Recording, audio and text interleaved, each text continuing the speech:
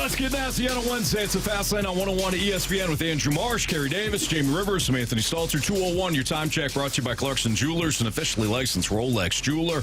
Cardinals right now up 3-0 on the Reds, bottom of the sixth. There's some traffic for Andre Pallante, who has pitched incredibly well thus far, so we'll keep you updated on that one. But right now, Andre Pallante and Matt Carpenter are the story in this one. Matt Carpenter with the solo home run in the top of the third to give the Cardinals a lead. A Gorman RBI double in the fourth, as well as a Wynn RBI single in that same half inning, has the Cardinals up 3-0 again in the bottom of the sixth. But the Reds are threatening right now. Andre Pallante, 5 2/3 thus far. He has scattered 3 hits. He didn't give up his first hit, I believe, until the bottom of the fifth. 3 walks, 4 Ks. So Pallante has, outside of the walks, I mean, he has been everything the Cardinals could ask for and more, guys. Guy's an ace. Yep. Whoa. You found your number 2. Oh. Can we Sonny Gray, Andre, ask me the rotation question, Carey. Can we get through this inning? Ask me the rotation question, Jamie. I don't like your attitude already today. What's Anthony, what's your Uh-huh. So rotation? Never mind it's- Carey, he's yeah. negative. So I don't know what you guys have, but I've got Sonny Gray, Andre Pallante, then Lynn, then Gibson. In that order? Yeah. You don't have Pallante, then Gray? I mean, Guys. Based on stuff today, Okay. you're right. Pallante's one. Alrighty. And He's it gonna looks get out of like, the inning. it's going to be through 6. There you go. Got out of the inning. Pop fly up to Brennan Donovan at third You know base. what? You're right. What's your starting rotation? Pallante, Okay. Gray, I'm with you. I'm on board. Gibson, Lynn, I like it. and then whoever. Carey just tapped out. He's not even fighting Michaelis. back yet today. No. We'll get to him at some point, Anthony. Yeah, it's okay. Yeah. So the question, too, is the Cardinals' offense sustainable?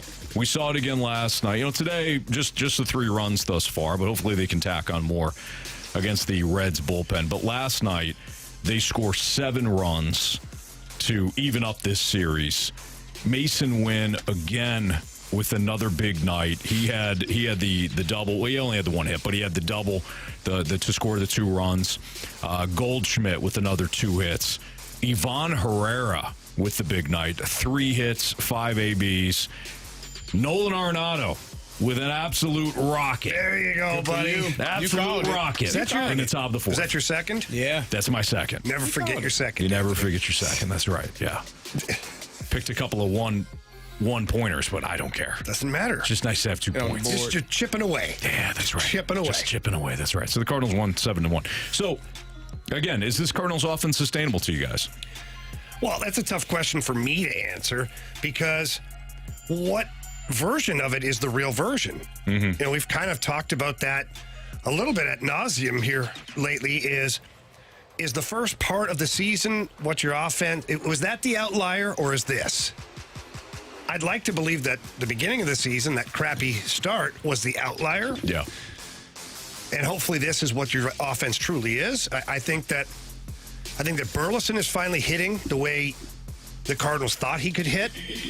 Mason Wynn is overachieving. I don't mean that in a negative way at all. I just mean that he has far exceeded anybody's expectations.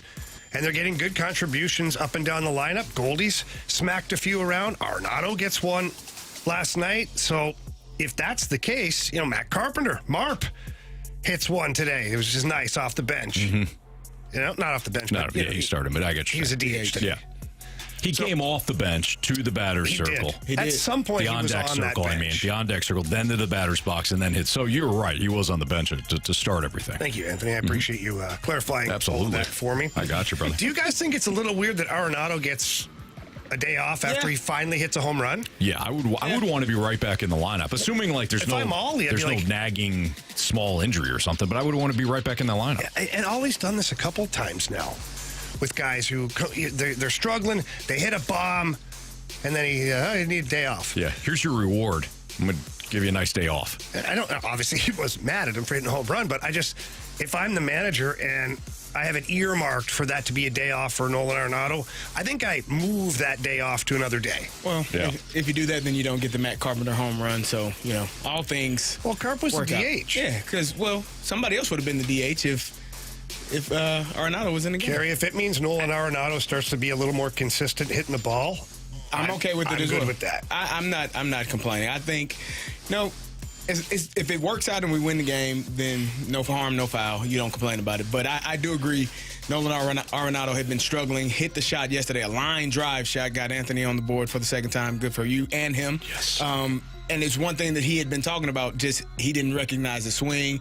He didn't have the power, and he hit a shot. So if I'm playing and I'm supposed to have a scheduled day off tomorrow, I'm probably going to say, hey, Skip, nah, I need this day. I need to get out there and do it again because I'm getting a little bit of confidence. And, you don't want him to miss any games. You probably gave him the day off because you're going into Philly and you want him to be fresh and ready to roll for that series. But they got a day off tomorrow, power don't they? through it. Don't they have a day off tomorrow? What's tomorrow? Or am I crazy? usually No, they have do. Thursdays off. Yeah, they've got tomorrow off because they played on Monday.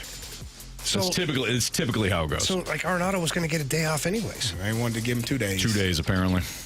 2 days to refresh. Yeah. I don't know. It's all very Yeah, they're puzzling off. to me. They're off tomorrow. They're in Philly starting on Friday. You know how good you feel after 2 days off, Jamie? I I'll actually let you know always on felt Monday. worse. Do you? Yeah, I felt Well, worse. that's after because 2 you days go off. out. You go out That's the part night of the that. problem. Yeah. Yeah, when you go out, like you're supposed to rest and be in, Yeah, legs up, off your feet, not in the club. Feet are up sometimes in the club. Is that how you dance? Or is there you say that's how Jamie dances? That was Jamie. Carey, that was the most white man dance I've ever seen in my That's kind of life. what I was thinking. I was like, he's making fun of us, Anthony. That's what he's doing. Yeah, because there's no way he dances like that. No chance. Yeah. So, can I read you guys off some You can't numbers? dance like that and wear the dog collar. No, not at all. No. I've seen No. those pictures, too. Yeah. So can I read you guys off some numbers? Yeah, go ahead. This is all of May. Remember when we started with, we started to cherry pick a little bit. We're like, we'll start with when they started to get hot. Here's all of May for the Cardinals. So from May 1st to the 29th, and there's only, 2 days left in the day, or in the month, excuse me. Cardinals are 4th right now in the league, WRC+. They're 2nd in the National League in the month of May. So 112 is their WRC+. It's 12 percentage points higher than average. And actually, Oakland's got the same WRC+ at 112, believe it or not. Philadelphia, who's in 2nd, plus 113. So they're only a percentage point off of Philadelphia for the second highest behind the Yankees for WRC+ in the month of May. Again, this is wins created, runs created. How good are you at creating runs in a given game, based on the ballpark, all that. It's kind of an all-encompassing stat. On base percentage, they're 6th in the month of May. If you go to slug, the Cardinals are 10th. Home runs, remember they were, They were dead last at one point in April? Yeah. Home runs, they're 13th with 26, and they're tied with Pittsburgh for that amount of home runs. Any other stats you're looking for that I can pull up? Any ones you like offensively? What about on base percentage? On base percentage, I mentioned that one. They're missed 6th. that one. Yep, they're 6th. You know what? Anthony, sometimes I don't listen. That's okay. That's all right. It's all good. Sometimes, not all the time, but sometimes it goes in one ear and out the other, and I just Don't worry about it. like I'm not there. I still believe in you. I'm going to have to be completely honest with you. You didn't hear it either. I held back from saying anything because I wasn't completely paying attention to all of the You let stats. Carey go into the fire. I was about to say, that sounds, I think you got the big ones. Yeah. And then he jumped in. I was like, oh. Marsh, did you bring up WRC Plus? I certainly did. Of course you did that one. Yeah, I led off with that one. Yeah. This is why, by the way, you don't do stats. So when people start to didn't hear bitch one and of them. complain about us, like, why don't you have any stats to support? This is why. Because as soon as you start saying anything My brain turns statistics, off. one ear and out the other. I literally didn't So hear this is one. why. I heard home runs because that was the last thing you said. That's when I tuned back in. I heard wins do they WRC have, Plus. That's the Anthony? only one. How many wins? Because I don't Stoltz know. knows that one. I'm done with the stats. You did a real good job. You did a though. great job. Oh, clearly. Yeah, I mean, clearly. I feel they were, good. they were listening. They were spoiled. We were looking The bottom up. line is- we were trying to come help you with your stats. In with April, they were bottom 3 in every main statistical category. In May, they are top 10 There you go. in all of those categories. I should have just said that. That's what you said in a roundabout way. Wow. Missed most of it. Sorry. It's fine.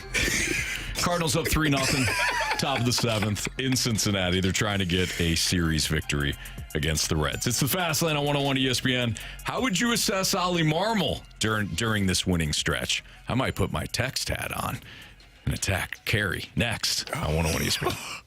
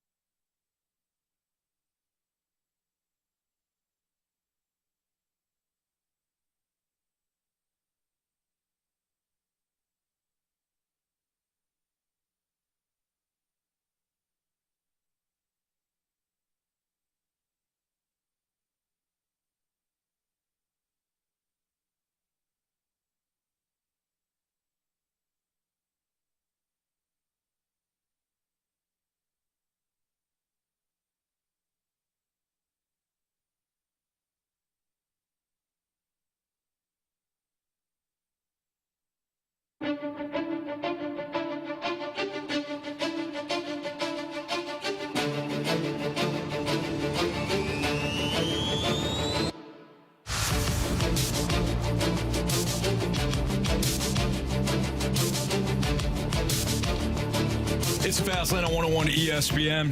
2:13, your time check brought to you by Clarkson Jewelers, an officially licensed Rolex jeweler.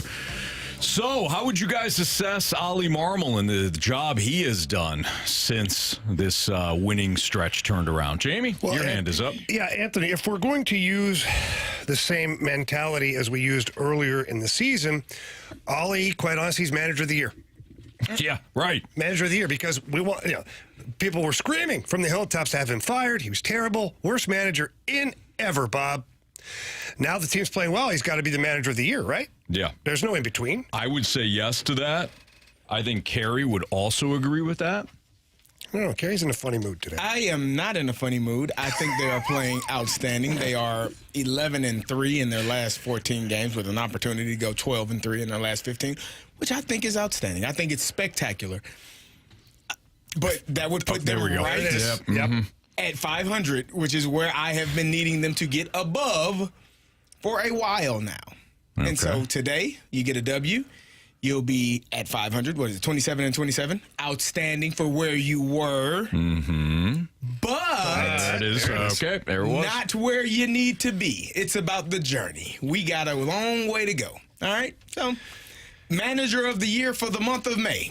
There you go. Yeah, but he was supposed to be fired manager in April. of the month. So how do you manager of the how do you rectify? How do you reconcile that? Because he was supposed to be fired in April, and now manager of the year in May. I didn't want to fire him in April. I'm not saying you did. I wanted to fire some players because they were stinking. True. And now the players aren't stinking. So, is he still manager of the year? I don't know. Or is it the players? But wait, then it wasn't the players before. It was. I know you said that. Well, but you know how many text messages we got? Lisa, you're out there. I know you're listening. And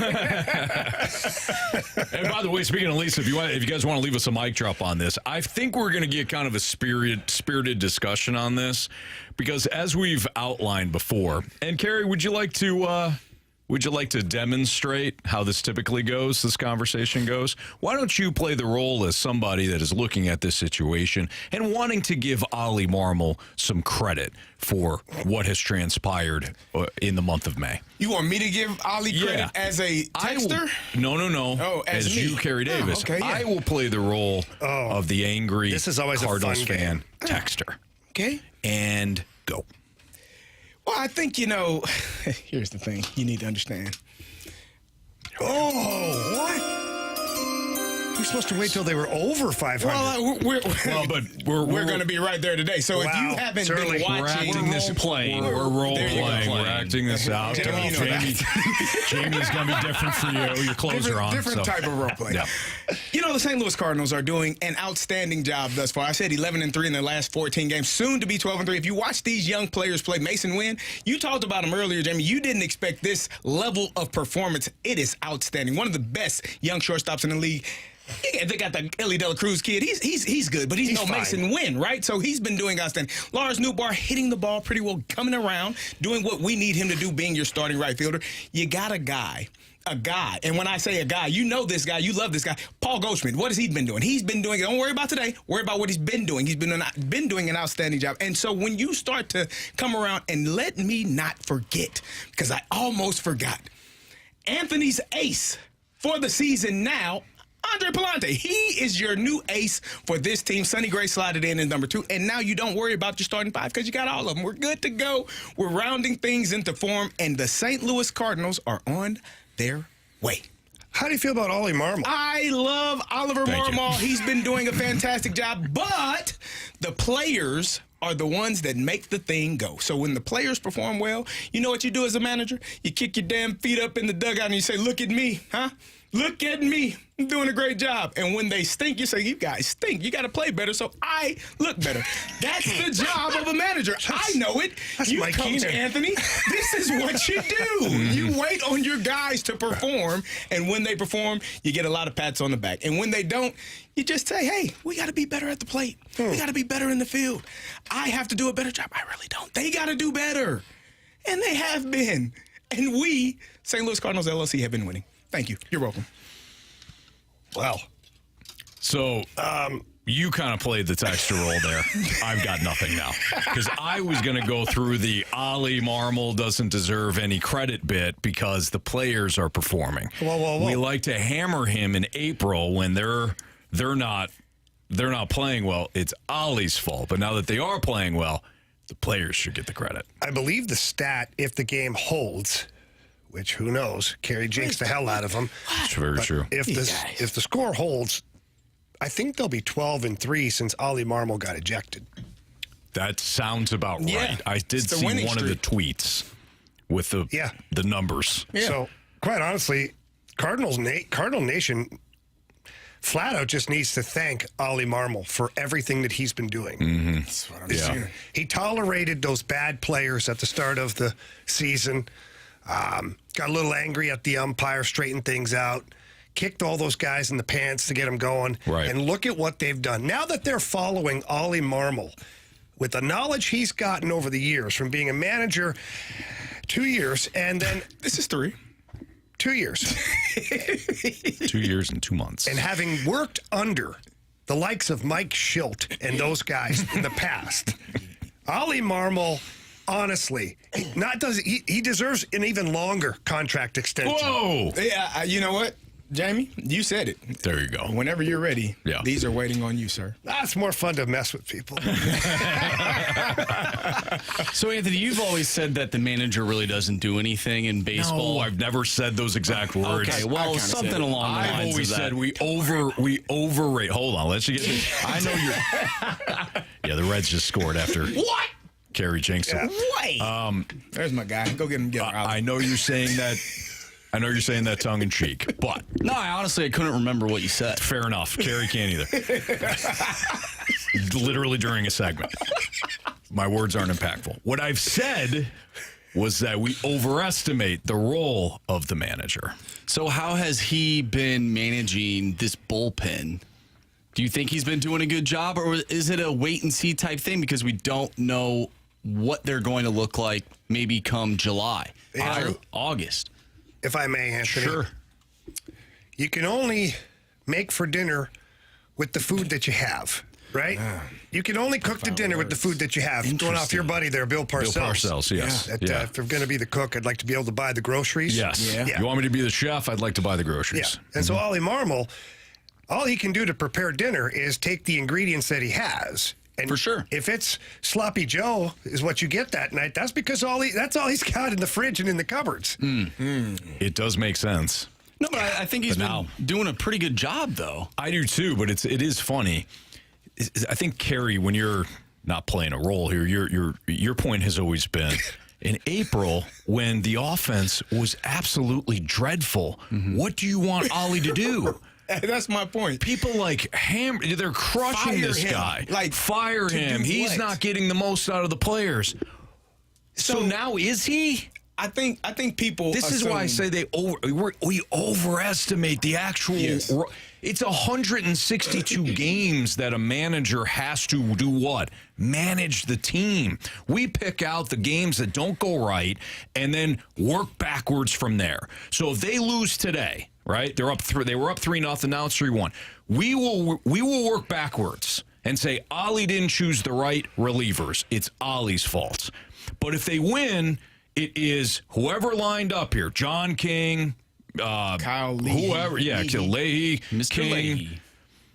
whatever in Helsley. Well, those guys deserve the credit. We overestimate what the managers, from a game-by-game situation, we overestimate what he does. And that's for any manager. That's any, and really, in my opinion, any sport. Because as a manager, as a coach, my job is to prepare you for the game. My job is to make adjustments in game to make sure we have an opportunity to win. There is nothing that I can adjust if you're a basketball coach and you have a wide open three and you miss it. Right. We've practiced that. There is nothing that I can adjust if you are a pitcher and you don't hit your location and they sit it in the bleachers. Yeah. There is no adjustment for poor performance or not stepping up to the plate, no pun intended, when the time is right for you. So that's on the player. And all I can do as a coach, all a manager can do is prepare his players or her players for the moment when they have to actually excel at that time. If you don't do your job and don't do it well, you're not going to have a good team. Right. And so when people were, Oli needed to be fired, Paul Goldschmidt hadn't hit the ball. That was all his fault, though. He clearly. Got him in the wrong spot in the lineup. Well said, Jamie. He took the bat and said, this is like, I don't know what you want from a manager if your players don't perform well. It is on the players. And this is coming from a former player. We understand the importance of what we have to do as our job. Sure. Good players allow managers to stay and do their job. Bad players get coaches and managers fired every day, every year, because they aren't performing to the level that they need to. Doesn't mean that you're a bad coach. It doesn't mean that you're unable to coach. It just means for whatever reason the players aren't responding and they aren't doing the job well enough. All right, let's hear from Ed. We did ask for some mic drops on this. What we're talking about is how would you assess Oli Marmol during the winning stretch? And our point, to summarize, has been he got a lot of criticism in April. They're now winning.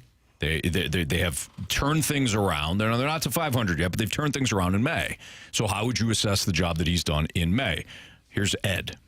All right, guys, I'll play your little game. Who deserves all the credit for this? Is it the players playing, or is it Oli? Is Oli being a manager? Well, you know what? If Oli's being a manager, we should know about it because he should be managing behind the scenes, taking care of his guys, taking the heat for them, pushing the heat on them when they need it. That's what he does. That's what the leader does. That's what he needs to do. So, to me, this is all on the players, and that's where it should be, and that's where it should stay until they're playing bad. And then it's Oli's fault. There it is. Darn it. I was waiting for it. Ed delivered. So that last part, I'm assuming he's being facetious, but he's right. He brings up a good point. You want to give the players the credit when they win, yet you want to criticize the coach, the manager, the whoever when they're losing. It just, that's what we do as fans, but realistically, it doesn't make any damn sense. As former professional athletes, like, what is the best type of coach for you guys in terms of leadership? Is it very outspoken? Is it like what Ed said, behind the scenes, working with the guys and sort of staying out of the way? For me, it's one, the best coaches I ever had were honest coaches. The ones who were dishonest and sitting there just flapping their gums, I couldn't stand those guys, because you're never going to help a team if you don't have the trust of the players, and vice versa too. So for me, it was honest coaches that led by example. Like, if your team sucks, then guess what? Like the coaches always say, if you're not playing well, be the first guy at the rink and the last guy to leave until you get your stuff back on track. Well said. So if you're the coach and you're truly the leader or the manager, you're the first guy at the ballpark or the rink. And you're there, and you're greeting the players. You're talking to them as they come in, just kind of getting a feel where their heads are at. Then you can start diving into some of the other aspects of the game. But for me, it's leading by example, that the ship is not sinking, that the leader at the helm of it all is still under control, that is working extra hard and right there beside you, not just kicking dirt in your face. I agree. I mean, honest people, honest coaches, the ones that, I had a coach tell me, whatever you do on the field, I'll trust you, I'll believe you. Now, and when you come tell me that's what happened, I'll believe you. Now, if I watch film and you're lying, then we're going to have a problem. So the honesty, as Jamie said, is on both ends.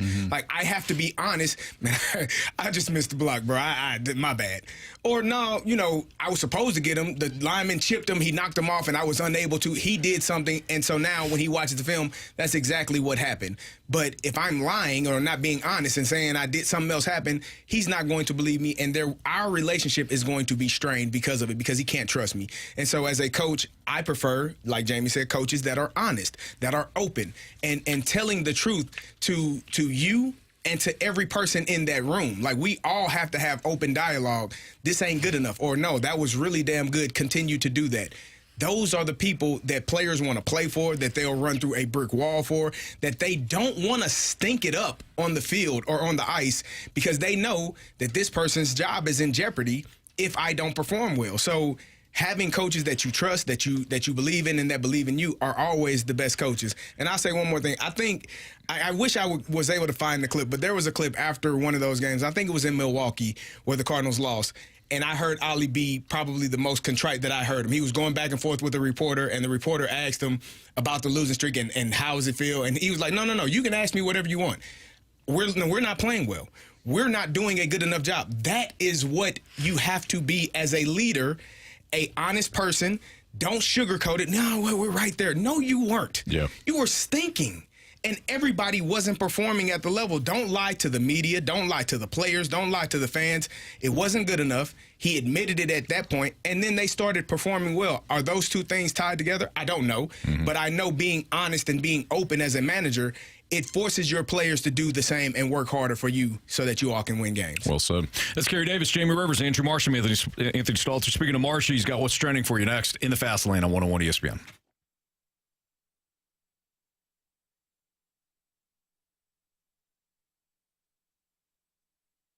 FanDuel, America's #1 sports book. They just continue to do awesome things. And in particular, Carey, the NBA playoffs, which have been a lot of fun.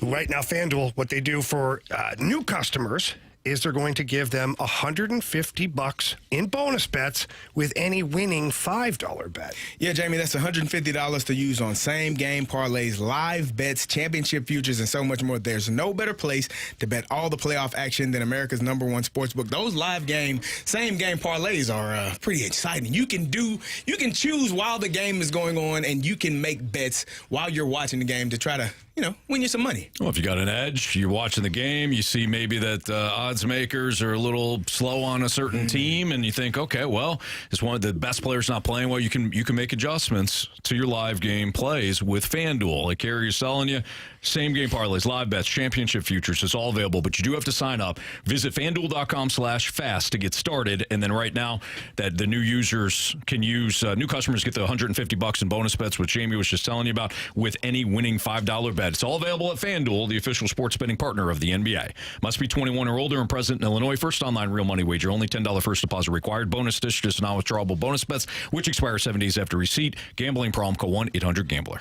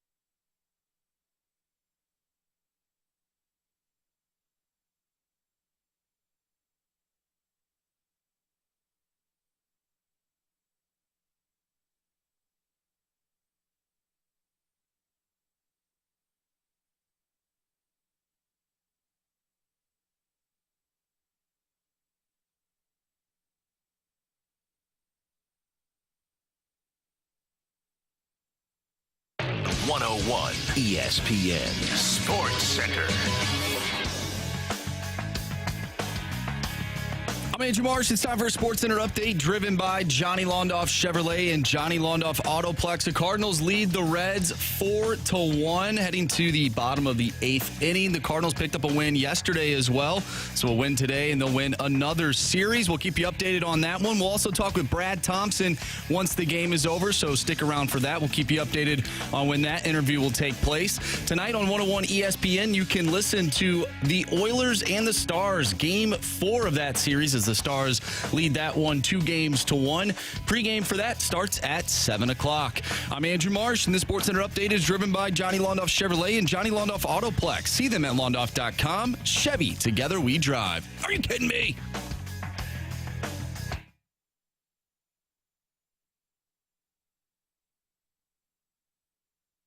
It's time to find out what's going on in the sports world with What's Trending Now. Brought to you by Goodwill. Donate a car and get tickets to the St. Louis Cardinals.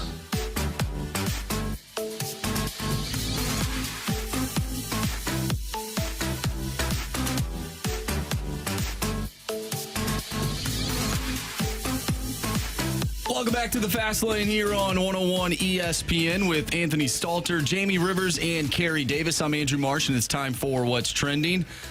No rant today, gentlemen. Just a heads up. Well, what are you going to rant about? Feeling pretty good. Feeling pretty good about a Cardinals win. Listen, it's a great rant with the Cardinals now up 4-1, like you were telling us in the Sports Center update. Nolan Gorman touching seats now. Come on with it. I had Gorman today, too. So.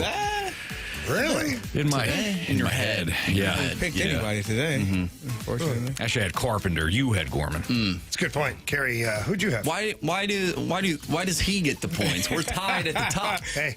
Well, I didn't pick Gorman. He did. Okay. I picked Carpenter. That's all I can do. You guys are still waiting for your Nolan Arenado and Pahis home runs. Off the bench. That's correct. Pointer. I hope they come off the bench and smoke one. That's a ballsy call for That'd you be guys. unreal. Anyways, some guts. this is according to Baseball America. They tweeted out that Tink Hence's bounce-back season continues. He's back #1 in the Cardinals system and can argue for the title of best pitching prospect still in the minor leagues based on his 2024 production. This has to be really good news for the Cardinals. Obviously, right now they're looking for a fifth starter. Perhaps they found one in Andre Pallante. Not that Tink Hence would come up this season, but it is nice knowing that there is some traction with their younger pitchers, given the fact that they really haven't had any in the past 3, 4, 5 years. I wonder what their plans are. Like, at what point does Tink Hence move up to Memphis? Because he's obviously proving right now at Double-A that he's a pretty damn good pitcher. Yeah. Like, for me as an organization, you keep pushing those guys so that the competition gets more difficult each and every time that they're out there. Like, it's just like the minors for hockey. Guys get sent down to the American Hockey League, and they don't play sparingly. Right. You play them penalty kill, power play, regular shift, everything that they can handle, so that you can see, how close they are to being in the NHL. Tink Hence, to me, has done a great job at the Double-A level, and I just don't know when they move guys up. So Tink Hence, just throwing out this from a track record standpoint, in 2022, at age 19, he started 16 games through 52 1/3 innings in Single A. They moved him to High A in 23 when he was 20, and he pitched 41 2/3 innings. From that point, he went to Double-A, 54 1/3, which was a year ago, and now he's already thrown 45 2/3 in Double-A this season. Had a 5.47 ERA last year, a 2.76 ERA this season. You heard me. Yeah. That's pretty amazing. And he should, pitching that well. He should, often. Maybe they move him up in a month or so. I think I agree with Jamie. I think you should eventually move those guys up. You want them to always be competing against better competition and seeing exactly where they stand. And if he does perform well at the next level, maybe he's here in September. Maybe you give him an opportunity. But you don't know until you give that guy an opportunity. I'm disappointed in you and you. Whoa! Hold on. You said his name Tink Hintz. You said his name, Tink Hintz, but neither of you told the people what his real name is, and that's Lil P. Lil P. Lil P, I'm baby. just a little disappointed because I expect more, especially from you, sir. I agree, Carey. I should be drugged behind a vehicle. The punishment does fit the crime. Yeah. I thought you were going to say spanked. I just felt like that would be. Well, be that would have excessive. been a part of Only the if other it- segment only while if we it were were role playing. Yeah. Okay. By the way, the Reds have added to their score, so now it's 4-2. Andrew Kittredge is in for the 72nd day in a row. And Oli panicked. he panicked. He's like, Yeah, he had those other two this game's guys. close. He knew that the lineup game sounders were in jeopardy because the rules still apply, gentlemen. Gotta if win a they series. do not win the series, we will not have lineup game sounders. Tough but fair. So now it's 4-2 in the bottom of the 8th. Cardinals still with the lead. Relax, fellas. It's okay. Like Duran said, relax. Relax. We're Like good. Aaron Rodgers spelled out for you. RELAX. Relax. He won MVP that year, didn't he? Yep. Yep. Sounds like playing. How did he do last year? Towards Achilles. He had a great First injury. series. It's like the flag.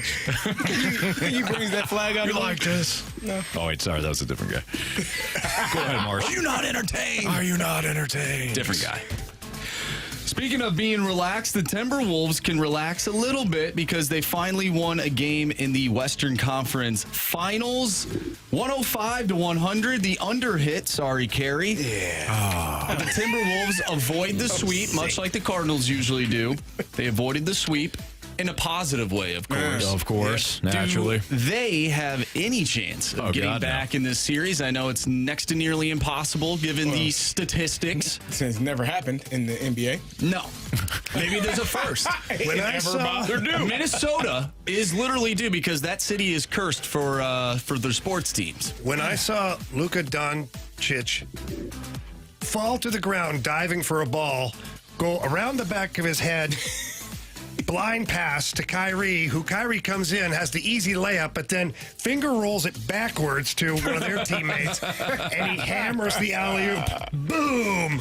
And Mark Cuban in slow motion just stands up. Yeah, there's no chance of losing. Yeah. No chance. You know what? The Timberwolves, the fact that they were down 0-3 with the talent that they have and the two big guys that they have, they've been in foul trouble. They've been struggling. They haven't been performing to the level that they need to. If Minnesota wins at home, it could become an interesting series. Didn't Chuck, correct me if I'm wrong, didn't Chuck say Dallas? When he looked at the matchup, he originally liked Minnesota and then took Dallas? But I think do I have that him and reversed? Kenny Smith both think Minnesota is the more talented team. But they have more. I think He did say Dallas, though. I think he was hoping for it, too, because he wanted to get down there and go Yes. see a Stanley Cup He game. wanted to see the Right. Stars Stars to and win, Mavs. too. I think when he was on with us, he said the previous night on air Yes. that he liked Minnesota, but then he was watching film and he goes, Dallas, Minnesota can't match up with Dallas, I believe he said. They got it. I mean, it's So a far, really he's right. good series. I just if Minnesota's able to win one at home this next game, it could be intriguing how they go into Game 6. Yeah, true. They're favored, by the way, tomorrow night. We have another really good series in the NHL, the Eastern Conference Final between the Florida Panthers and the New York Rangers. Another overtime game. The Panthers end up getting the victory, a 3-2 final. Now that series is all tied up at 2. What are you seeing from that series? Because I feel like at this point it could be really anybody's series to take. I know the Rangers clawed their way back into that game in the third period. Alexis Lafreniere gets the goal, a real nice goal too, knocked that one out of midair. But the Panthers find a way to win on home ice, and now it's a shortened series. It's a 3-game series now between these two teams. Well, the Panthers have dominated most of this series. In fact, the New York Shesterkins got past the Carolina Hurricanes because of a guy named Igor Shesterkin. Bless you. Thank you. And he's playing fantastic. I mean, they had Florida at the beginning of the game had a couple of breakaways that they didn't capitalize on because of the goaltender. He had a couple of huge saves towards the end of the third period, one in overtime. He's just playing great, but I'm just wondering, how long is it until he breaks? And I don't mean that in a mean way, but like at some point he's going to have a not great game. Mm-hmm. And if that happens, the Rangers are screwed. But the Panthers look good, man. I'm sorry. They look so good. They're just so calm. No matter what the situation is in the game, whether they're down by a goal, up by a goal, overtime, they're just poised. And the tell for me is when you watch a team celebrate an overtime goal, when they flood off the benches and they lose their ever-loving mind and all that stuff, it's because they were scared. They were worried. And they're relieved that they scored that goal. Last night, the Panthers tic-tac-toe it on the power play. Reinhart puts a bar down for the goal, and they celebrate like it was a goal they scored in January. Right. I was like, okay, that's a team that's like, this is not what we're here to do. We're here to celebrate with the big cup at the end. You know where I'm going with this then, right? I have no idea where you're Game going. 7 against Dallas. Jordan Binnington.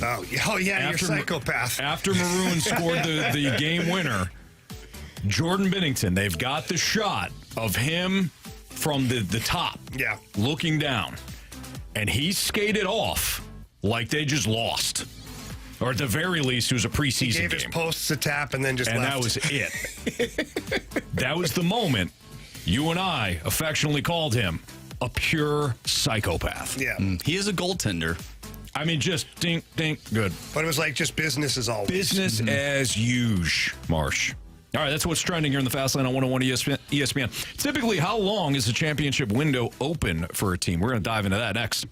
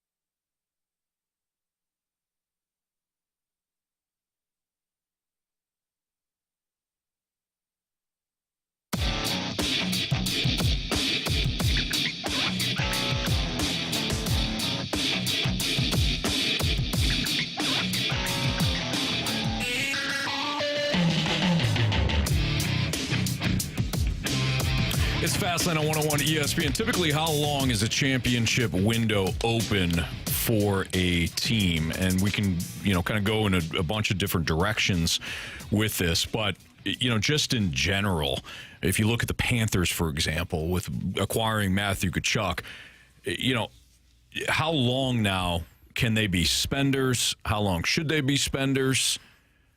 What can they do in this window with Matthew Tkachuk? Or is that really the answer? Like, how whatever your superstar hero is, that's how long the window is going to be open, as long as he's in his prime.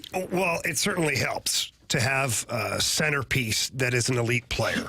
I think that the job for the general manager or president of ops, I think their job is a lot easier when you have an elite player on your team, no matter what team it is. If we're using the Florida Panthers, they're going to have a bit of a tough offseason. They've got some very, very notable unrestricted free agents. Reinhart, who was their top goal scorer, and with 56 goals this year, he's going to be unrestricted. Yep. Says he likes Florida, loves the team, loves the coach, but I'm sure he loves money. I would think so. And this is going to be his, unbelievable chance to hit payday. And he's having a great playoff, too. So we'll see how that works out. But again, you've got enough there with your captain and Barkov and Matthew Tkachuk, and you've got a great goaltender. You can build around that. So for me, as far as a championship window is concerned, it's whoever your elite players are or player is, you have their prime to use as your window to win or be close to a championship. For me, if I were to give it a number, I would say just 5 years.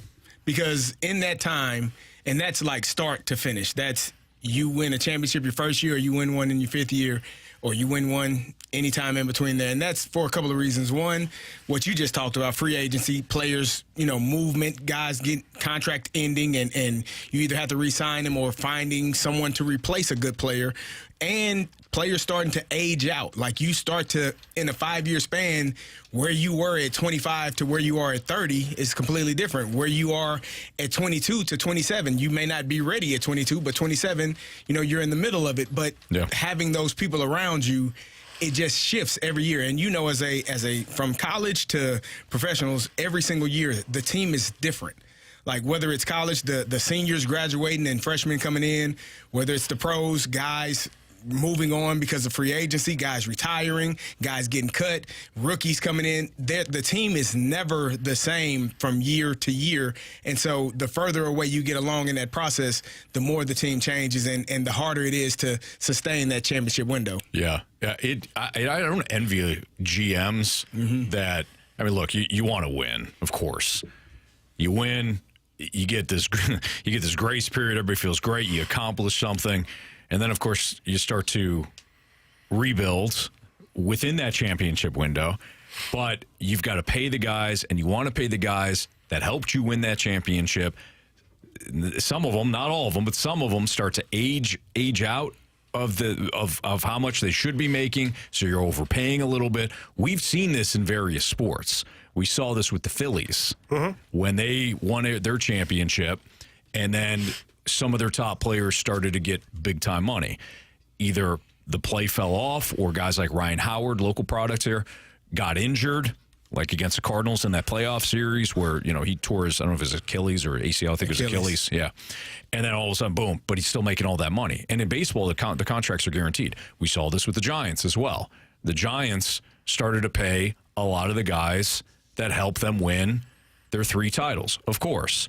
But then there's this window where you've got expensive players who are now no longer worth it, but you wanted to pay those guys because they helped you win a championship. So it's almost like this sick cycle that happens. I think there's a puke point for the management. And before you get to that point, you want to try and get to as many championships games or series as you possibly can. Sure. If we just, for example purposes, if we use the Chicago Blackhawks, they paid out all of their players after they won their first Stanley Cup. Long-term contracts, all that stuff. But they ended up winning 3 cups during that span. Now, following that, when things started to go on down the other side of the mountain, they had contracts that they hated. They had the Hossa deal. They had Seabrook. They had Duncan Keith. They had all these contracts that were like, those guys can't play anymore. Jonathan Tays, even like he started to slide. But it didn't matter because your puke point was right after you won the 3 cups. It started to go down the other way. Oh, well. So what? You won 3 Stanley Cups in the span of 10 years. Yeah. Go blank yourself. So if you win 3 Super Bowls or 3 World Series in, a window of 7 or 8 or 10 years for that matter, I think you're going to be okay with having to endure some bad contracts in the last 2-3 years, of those guys' deals. Yeah. What do you think is more disappointing? Going into a full rebuild, knowing that you have a long way until you're back to being competitive, or having a championship window? I'll use the Buffalo Bills as an example. A team that is there, but they haven't found success winning a championship. What would you find more, as a fan, more disappointing? The rebuild or the lack of success? Does the rebuild come after winning a championship or 2? I would say... because you understand where I'm headed with that, right? I understand that. But I think no titles are involved in this specific question. Speaking of the Buffalo Bills, I think what they did was more impressive than what pretty much any team in NFL history has done. They didn't win a championship, but to make it to the 4 Super Bowls in a row. Nobody's done it since. Hangover after hangover, and losing that Super Bowl, and to not only get back to the playoffs, but to make it. What they did was extremely impressive. I think that's that championship window. That's 4 years, and then it's done. That's generally how it happens. I think it's, as a fan base, if you're disappointed in what the Buffalo Bills did, if you're disappointed, if you're a San Francisco Giants fan and you're pissed off right now because they're not winning championships like they did, if you're a San Antonio Spurs fan, you're just spoiled. Yeah. That's the bottom line, because what those teams did, those are dynasties. Like when you spoke to a gym, you win 3 championships in a decade.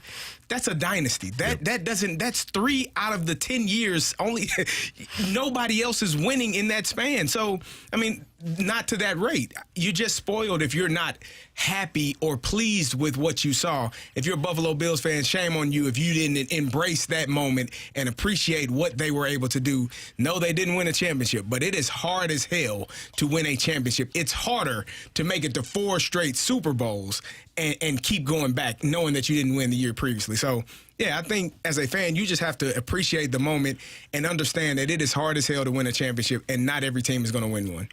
I think to another angle to your question about the Bills, Marshy, is if there's no championships involved, I think you're still okay with a winning team. Like you're going to the football field on Sundays pretty much thinking your team's got a chance to win every time they play. You don't have a brown paper bag over your head. 100%. If we're not involving any championships, it's easier to cheer for a team that's still winning, like an above 500 team that makes the playoffs consecutively, than to sit there and cheer for a team that's just the bottom of the barrel. I agree. I would much rather have a situation where my team was competitive and they were going deep. You don't want to see them lose. It is heartbreaking.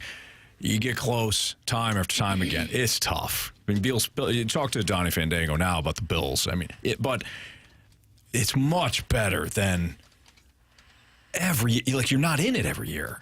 Have a garbage team every year. Yeah. Like the Falcons. I think I'm depressed. I'll see you guys later. I think the point that I was trying to making is that we were talking about giving contracts to certain players based on, how they perform and whatnot. But if you're not winning those championships, then you are still stuck with some of those contracts. And we get a great text from the Grant Francis fan club. The most disappointing would be Anthony's San Jose Sharks, where they never won and are now in a really deep rebuild. Yeah, they did the whole same thing as the Blackhawks, except they didn't win, Anthony. Yep. Not my Sharks at all. Sorry, man. Well, what's terrible is that you've tried to abandon them now. Okay. That's really disappointing. Yep. For you to be on that bandwagon for so long. You wore the jerseys. Didn't you say not once? Carey, he's got a tattoo. He got a tattoo. He even skated through the big shark head when he went and visited SAP Center. Teal arrow. Small of his back. You know that's not there. Oh, not all heroes wear capes. We'll get to that next on 101 ESPN.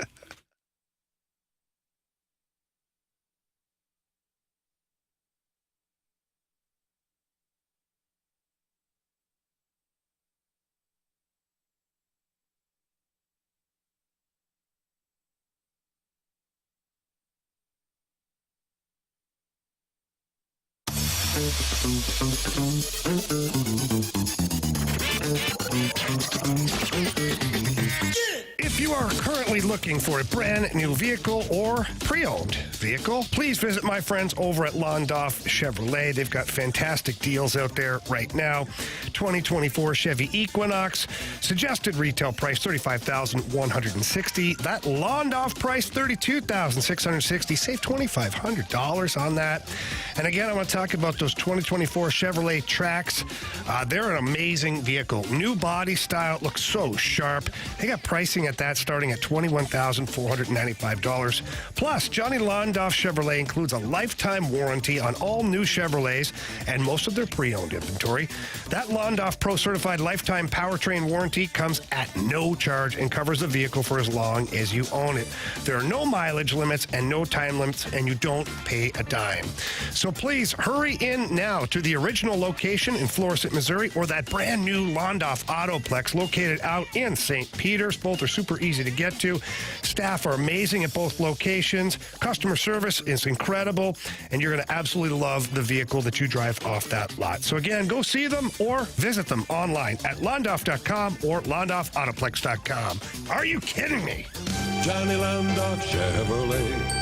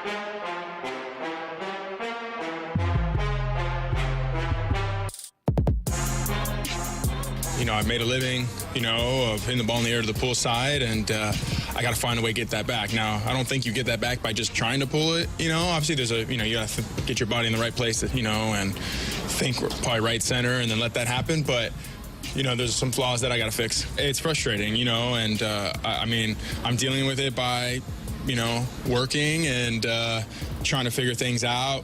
But, listen, at the end of the day, I just want to play my part and help this team win ball games. He got it. That was Nolan Arenado on getting things right following last night's home run. And we got a text message at some point yesterday, which Marsh read off during the show, that said, is Anthony even trying in the home run derby? Oh. His selections don't make sense. To which I replied, I'm trying to get Nolan Arenado going. Trying to get some of the struggling Cardinals going, not win the home run derby challenge. And I said, not all heroes wear capes. You did call yourself a hero, which was you kind of did. weird. You're welcome, St. Louis. You know. Thank you. We thank you for jump starting Nolan Arenado. He was struggling.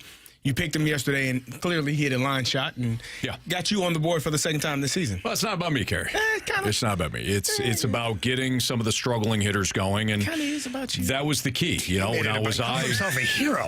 Was I the catalyst to about that? Yeah, but I mean, that's not what we're focused on. We're focused on Nolan Arenado getting it right. Really? Yeah. He didn't play today, so we don't know if he actually got I need a day off. Okay. Why? They got because tomorrow off. he hit the home run. He tuckered himself. Tired himself out. Jasoli says, Anthony Karras, and I agree with you. Hugh. Jasoli. I believe that's how it's pronounced. Yeah. Oh, yeah. No, it is. Yep. Ryder called me and said, hey, do you want to take the day off, too? And I said, no, it's okay. I'll be there for the guys. Oh, we appreciate you grinding through this moment. Nah, yeah, we do. Yeah. You want to drive the show for 4 hours? Yeah, kind of. Oh, no, Anthony, I'm sorry. Wouldn't want to ever do it without you, of course. So do you guys think Nolan Arenado's back or what? I mean, not in the back in the lineup today. We know that. Well, he hit a home run, got benched. That's kind of weird. Ollie said, no, you can't go winning. We're tanking. Oh, okay. You're Come not on, tanking, man. Jamie. I'm joking. You're trying to win. They're about to be 500 if Ryan Helsley can close this out and doesn't throw one over the heart of the plate. And He'll be fine. yeah. Carey, who's more nervous right now? You or Ryan Helsley, because of what you said earlier. For those who weren't listening, Carey basically gave the Cardinals the victory I did. in the 7th inning. That's the bottom of the ninth. They should finish this out. They should. They're professional baseball players. Ryan Helsley isn't nervous. He's been in this moment time after time. Certainly is. Time after time. All right. So do you guys think that could jumpstart Nolan Arenado? Huh? Do you guys think that could jumpstart Nolan Arenado? I mean, I would like to think so. Again, I would like to see him playing today, but that's neither here nor there. I hope that he's figured something out. Hitting a shot like that can boost your confidence and make you feel better. But I guess we'll have to wait until they get to Philadelphia on Friday to see where he is and how he looks in the batter's box. So he right now, as things, and by the way, the Cardinals are up 5-3 with Ryan Helsley on the mound. It was 5-2 when he entered the game, but got the first two runners on. The Reds got their first two runners on, so they made it first and second with no outs. But Helsley has since gotten 2 outs, so there's now a runner left on third base at the moment. 2 outs, and it's 5-3. The Reds just had a productive out. They scored a run. Yep. They did Sacrifice fly. That's the only time it should be called a productive. I don't disagree. Let's try that again. Productive out. Nailed it. I don't disagree at all. Nolan Arenado, as it stands right now, some of his numbers are right on line with his career averages, and there's other numbers that would suggest that he's having one of his worst seasons. But overall, I think he's going to be fine. I think we buried Paul Goldschmidt a little too soon. I mean, these are professional hitters, and Arenado is a couple of years younger than Goldschmidt. So you look at his overall numbers, I think they're going to start to match his career norms. The key is he going to start turning around at third base too? Because he was making several errors. He Wow, was. Anthony. You want to attack a guy's offense, that's one thing, but you attack his D, that's another thing. I'm not attacking anybody's D. You just said, but he was inconsistent at third base. Don't make errors. Oof. And the guy's only got a platinum glove, no big deal. High expectations. Huh? He got a few of them, didn't he? I don't know. Yeah. I know he's got one for sure. I think he got a A few. lot of gold gloves. I mean, he's pretty good. He's pretty good. Yeah, he's good. And listen, I think Nolan Arenado, I think he gets in his own dome. We talked about that yesterday. But let's be real here. He's been one of the best players in Major League Baseball for a number of years now. Do I think he's still that guy? Maybe it's tailing off. Maybe. But that really was an ugly stretch here for him. Yeah, it certainly was. Especially with the lack of power. I think that was the hardest thing to wrap your brain around, was just that the power that he possesses just wasn't there. Mm-hmm. So I don't know what he needed to tweak or what he needs to tweak as far as getting the train back on the tracks properly. But yesterday was a good start. He's got 6 platinum gloves. 6, huh? Yeah. That's it. That's it. It's a lot. That is a lot. Been doing really well. And we just walked another batter. Cardinals are they're working here. Ryan Helsley is working. And Go ahead, run at the plate. yeah. Game winning run. Yep. Ellie Dela Cruz. Ellie Dela Cruz. Should we be concerned about Ryan Helsley? I know we're talking about Nolan I'm sorry. No. I know we're talking about him right now, but this is the third game now with Ryan Helsley where I've felt very nervous. I mean, here's the thing. It's not just offense. It's not just offensive players or skill position players that have streaks. I mean, you're going to get into, even if you're a closer, you're going to get into certain spots where maybe you're not feeling it. You're not feeling your best. Maybe you hit a spot in the schedule where, you're having some command issues. It happens. The guy that everybody loves, the closer from the Mets, is having all kinds of old Timmy Trumpet there is having all kinds of issues. He was crying because of it. Well, yeah, he cares, Marsh. He does. But even pitchers are gonna have spells during the course of a season where you're not at your best. Miles Michaelis last year had one of the weirdest seasons I've ever seen. He was absolutely dreadful in April. He was incredibly impressive in May. And then wasn't good again in June and July. And the Cardinals, by the way, just wrapped it up. So 5-3 winner. It's always Cincinnati. under control. Look at Carey. And let me tell you something. Look at the placement where the infielders were right where they needed to be. That's coaching. He's got a point. Oli Marmol. Manager of the month. There you go. It's Fastlane on 101 ESPN. It's 3:11. Your time check brought to you by Clarkson Jewelers, an officially licensed Rolex jeweler. We will talk to our guy, Brad Thompson, World Series champion, our Wednesday's chat with BT. Next, following the Cardinals' 5-3 win over the Reds.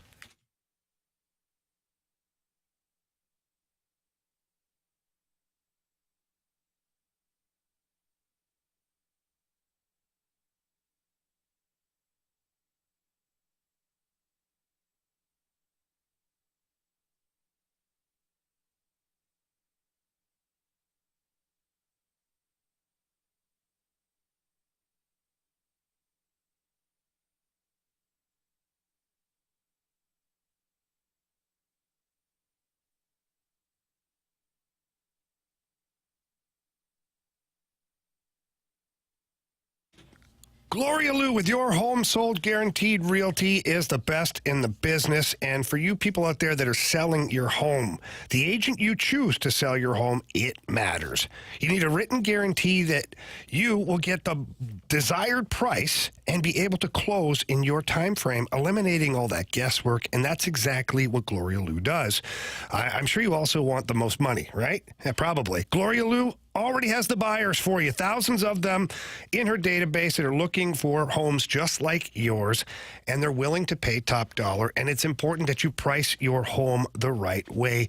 And that's where Gloria Lou comes in. She sits down with you, figures out an agreed upon sales price, and then sells your home for that price, or she buys it herself. And she guarantees all of that in handwriting. So please, if you're looking to sell your home, call the best in the business. Call Gloria Lou. Tell her Jamie Rivers sent you in.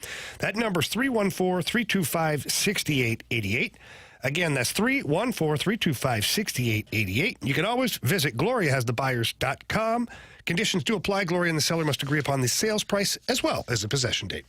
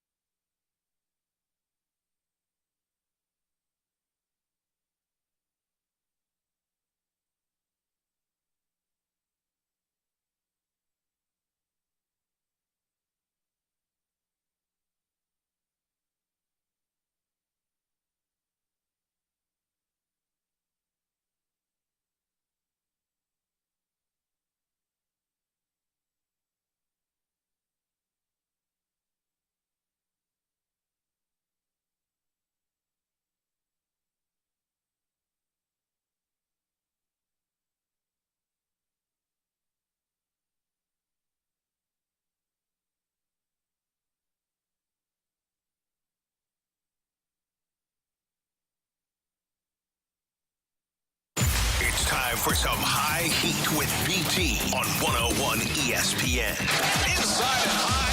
Powered by Scott Lee Heating Company, your preferred Mitsubishi Electric Elite contractor. Visit ScottLeeHeating.com. There's no excuse for Thompson throwing at the head of right. Gorman tries to bunt. That's interesting and foul. It's 0-2. Yeah, what's your take on that? I mean, we're here to report the facts. The fact is a pitcher doesn't have a hit allowed. What are you supposed to do? I thought you were asking on the bunt attempt. Hit a home run. But on the no-hit, look, I'm very old school with it. You do what you want to do, but know that I will never be the one to mention the no-hitter. And now, am I naive enough to think that I have anything to do with it? Yeah. Yes, for sure. Swing and a drive. That one deep to right. Don't bunt it, Nolan. Take the Grand Tour. Big insurance bomb for the Cardinals. It's a 5-1 game. Chip Carey and our guy Brad Thompson on the call, Bally Sports Midwest. Brad Thompson, World Series champion, now joining us via the 101 ESPN Celebrity Line with Carey Davis and Jamie Rivers and Anthony Stalter. And BT, I think that you deserve credit for calling that. Like, you kind of laid it all out. Don't bunt, hit the home run, and that's exactly what wound up happening. Nice job. Anthony, save the bunt and let it fly, okay? Look, I get it. It's the lefty. Abbott's up there. They were giving you the left side. You're a monster that's going to hit 40 home runs at some point in the big league. Luckily, he fouled it off and then deposited a slider. Then got another one today. Strong guy that Gorman is. Got it up in the air here at Great American Ballpark. But, yeah, that was a fun little sequence there.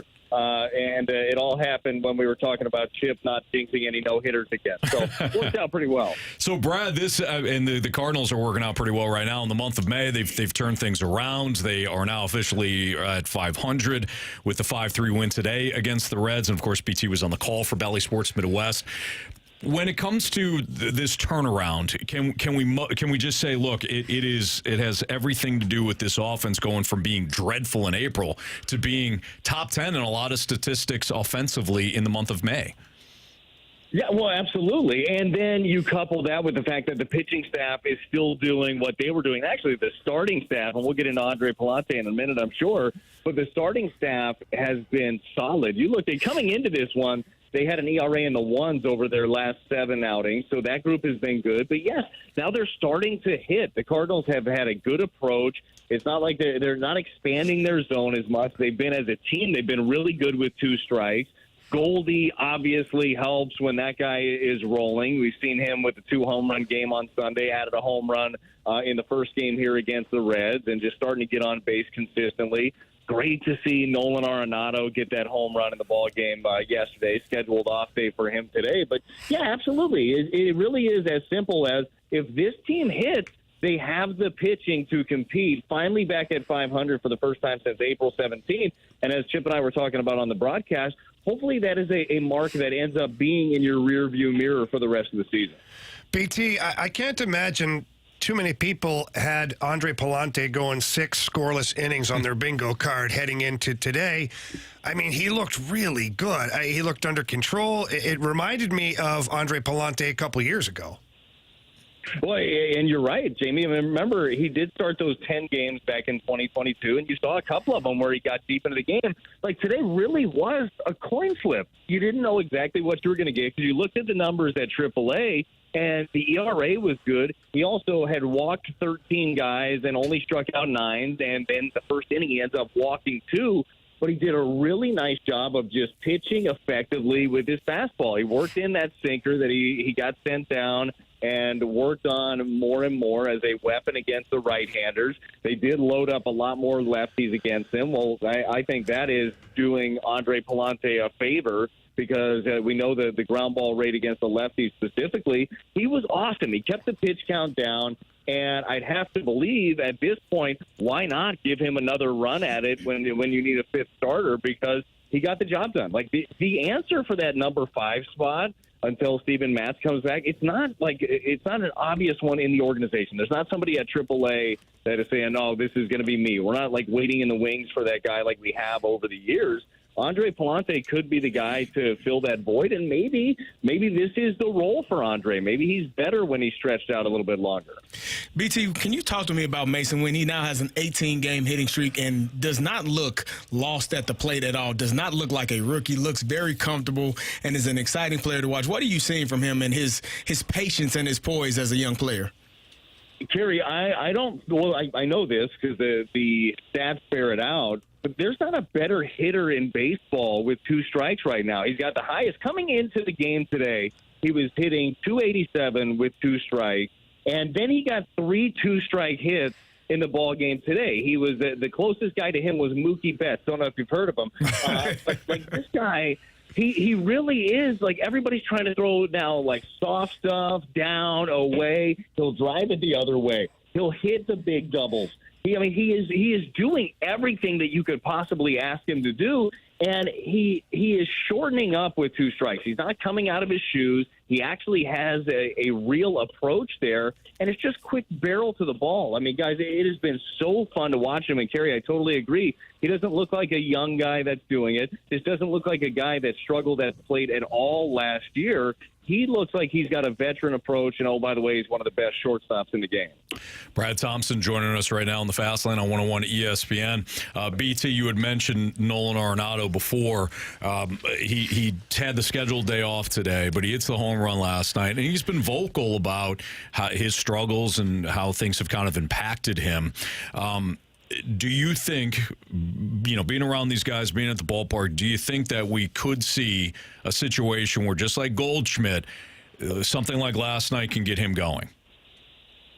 Yes. Yeah, I really do. And because there's no way a good player doesn't stay that way so long. And I think that he laid it out there perfectly because he's been going over so many things, right, mechanically and video and watching the good stuff. And everybody's got that dig me reel, right? When you're hitting home runs, you go back and watch that and you try to recreate some of those things physically. But mentally, I think, is where he was really getting beat down. This is the guy that he knows that the Cardinals need him. This team needs him if they're going to have any success at all. And I'm sure that was weighing on him. Well, all of a sudden, he looked free and easy. In 3 at-bats, he was getting the barrel to the ball. Obviously, that second one, the big one, that shot out to left field for his 4th of the year. And I really do feel like he is getting closer and closer. And couldn't you see it afterwards? That next half inning after the home run, he's taking his last ground ball. They're throwing the ball around the infield. He's smiling. Chip did say on the broadcast, which is funny, I didn't know he had teeth because he doesn't smile a ton right now. I mean, he had been wearing it on his sleeve, the struggles. It was good to see him be able to take a breath and just be the player that he is. If he's able to do that, if he's able to take some of that pressure off of him, and the Cardinals offense around him starting to do good things, take some pressure off of him too, I feel like he's going to be just fine. It's been a bad start, but hopefully a great finish here for Nolan Arenado. BT, Dylan Carlson comes in the game for Lars Nootbaar today. Word is Lars may have tweaked something out in the outfield. How concerning is it for the Cardinals to have Newt dealing with some stuff?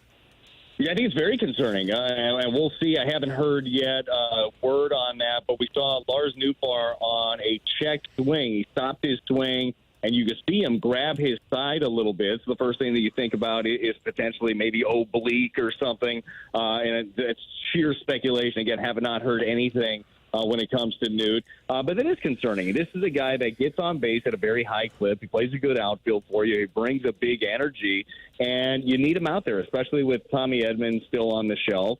Lars Nootbaar is very instrumental in what you're trying to do, both offensively and defensively. So fingers crossed that it is nothing more than a little bit of a tweak. Cardinals have an off day in Philly tomorrow. Maybe a little bit of rest will do him well. But, yeah, it's definitely concerning right now with the offense going the way that it is. I think that Newt is a big part of it. You need him out there. BT, this team feels like they're clicking on all cylinders. There's one thing that was troubling and maybe is still troubling. Yesterday was the first game, and I think 12 games where they didn't have an error, had one today. Any concern, especially as a starting pitcher, any concern about the errors in the fielding that is happening? Yeah, I mean, you don't love them, obviously. You like to play clean all the time. What I think that they have done a pretty good job of is not compiling those mistakes. So, yeah, they had that error streak that they had going. But overall, I still think they're playing very clean defense as a ball club. You're not at the point where you are puckering up every single time the ball's put in play. Like, the defense is still going to be one of the biggest things, one of the biggest advantages of this club, especially when you've got Siani manning center field. You got Mason Wynn at short. Mason, by the way, he's going to make some errors because he gets to a lot of baseballs that other shortstops don't get to. So I think that ends up being part of it. I feel like the Arenado booted one the other day. I think that looked to me at least like the weight of his offensive struggles on that ball, kind of going out to the field with him. You hope some of those are gone. But, yeah, you want clean baseball because you need clean baseball. You're playing in so many tight games, Carey, but I'm not really concerned about the team's overall defense right now. I think they got way too many good athletes. Do you have any? I was going to ask. This is the last question for me. Ryan Helsley has been playing lights out. What are you seeing from him, leading the majors in saves right now? What are you seeing from him? Yeah, racking up the saves wasn't an easy one for him today. He didn't have great feel for his breaking ball. Went to it a lot. It looked like in his last time out too against the Cubs that they might have almost known what was coming. And I know that they've been kind of combing over some things video-wise on Ryan Helsley to see if he is tipping any of his pitches. But even if he is, he's freaking filthy. So it's very hard to go out there and square up a few baseballs in a row. What I see from him is the electric stuff. I mean, that's there. Everybody sees that. You see the fastball. You see the good breaking balls. But it's just a poise. It's a poise that he has. He's the same guy pitch to pitch, whether things are speeding up on the field or he is mowing everybody down.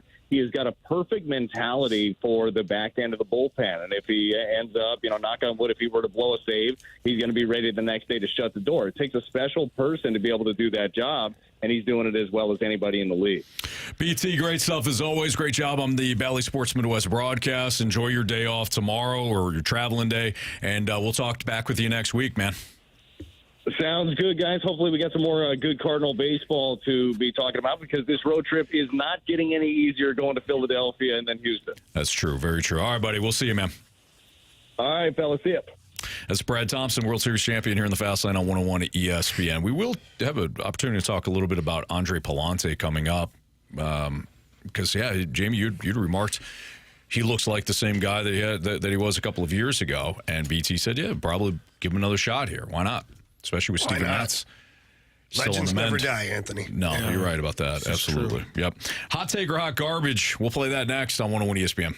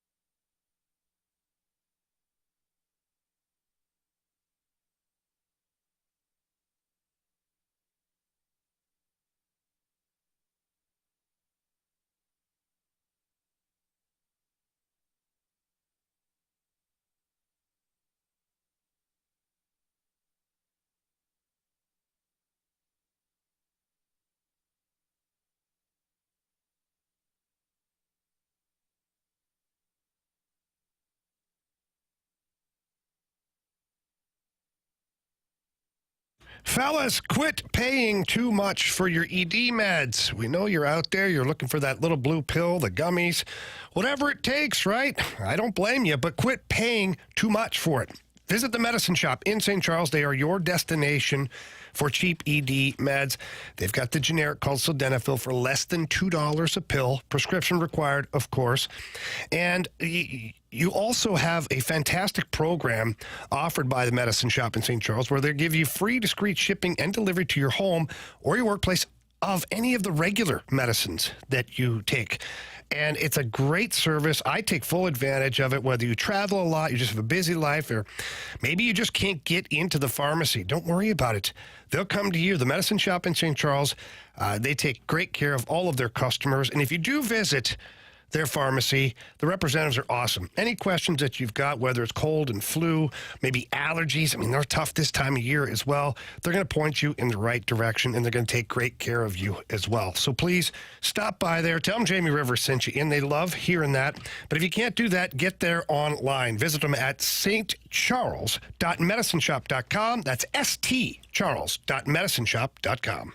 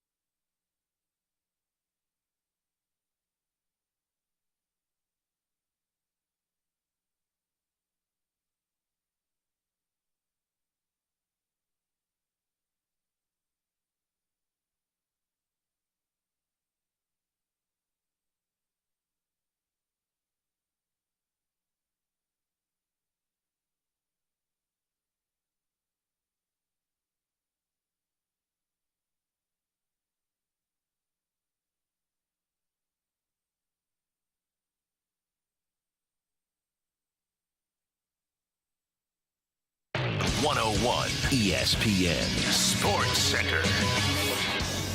I'm Andrew Marsh. It's time for a Sports Center update brought to you by Saliga Heating and Cooling. The Cardinals defeated the Reds by a final score of 5-3. They take the series. They'll have tomorrow off before they take on the Philadelphia Phillies on Friday. Miles Michaelis will take the mound going up against Aaron Nola. First pitch is at 5:40. Tonight on 101 ESPN, you can listen to Game 4 between the Edmonton Oilers and the Dallas Stars. Pregame starts at 7 o'clock. Dallas leads that series 2-1. Coming up next, we have Hot Take or Hot Garbage. If you have a hot take you want to send our way, do so using the Air Comfort Service text line 314-399-9646. Hot Take or Hot Garbage coming up next. I'm Andrew Marsh, and this Sports Center update is brought to you by Saliga Heating and Cooling, an independent American Standard heating and air conditioning dealer.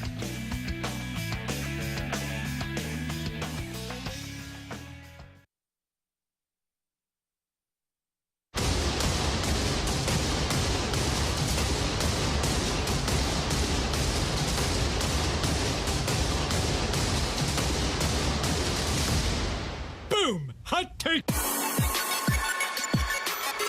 All right, time for Hot Take or Hot Garbage here in the Fast Lane on 101 ESPN. Did we do this yesterday?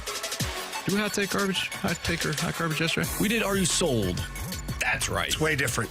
Way different. That's right. Okay. Marshy, what do you got? So we'll start with the 314. Hot Take or Hot Garbage. Mason Wynn's most important skill he brings to this team is his bat, not his defense. Ooh. Huh. Well, maybe right now, but I think that's hot garbage. I think that's hot garbage too. I think he's been one of your best. We talked about this yesterday. He's been one of your best overall players this season. But the range that he exhibits defensively, I know he's had some errors. I get it. But the range that he has, the runs that he has saved, the plays that he has saved, the outs that he has saved for his pitchers have been, I mean, you can't measure that.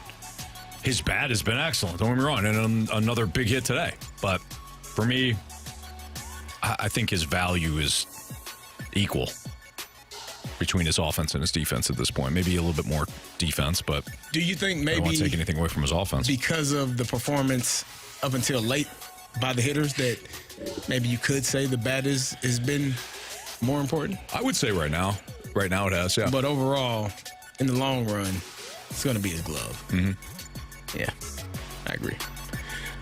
That's not to say his bat, though, is going to be bad. No. It's still important. Yeah. Have a bat at the plate.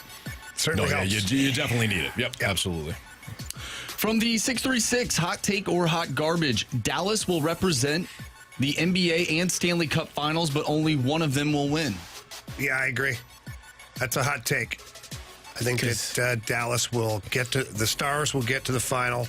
So are the Mavs, and I think the Mavs are going to wipe their booties with the Celtics. Wow. You heard it here first. St. Louis's finest? I'm sorry. Jason Tatum? I know. I apologize to the Tatum family. It's a little rough, man. That is harsh, sir. Or do you go with the other? Just because you don't think because you think the Florida Panthers are going to win. So let's go the other route. That's the reason. So we can change this quickly, too. Yeah. Or do two former Chaminade students win their respective championships? Wow. Jason Tatum and Matthew Tkachuk were classmates. That would be cool. That'd be cool. Okay, I like that. How about that?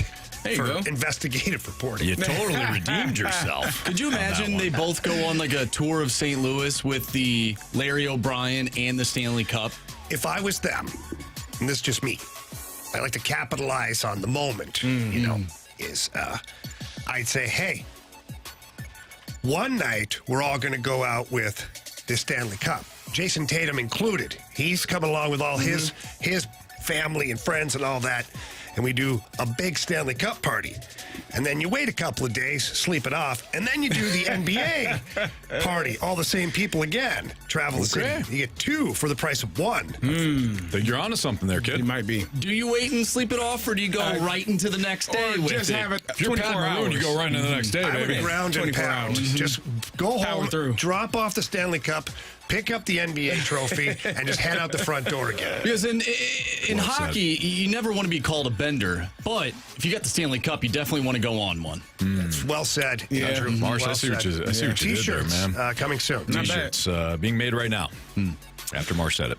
From the 816 hot take or hot garbage, the Royals are better than the Cards and will be better than the Cards for the next 5 years. Ooh. I don't know about the next 5 years, but they're better than them right now. Yeah, that's hard to dispute. What's their record in the last 15 games? In the last 15 games? Yeah, we're cherry picking here. Well, they're 7-3 in their last 10 games. Let me get you. That's not 15. Well, you're right about that, Jamie.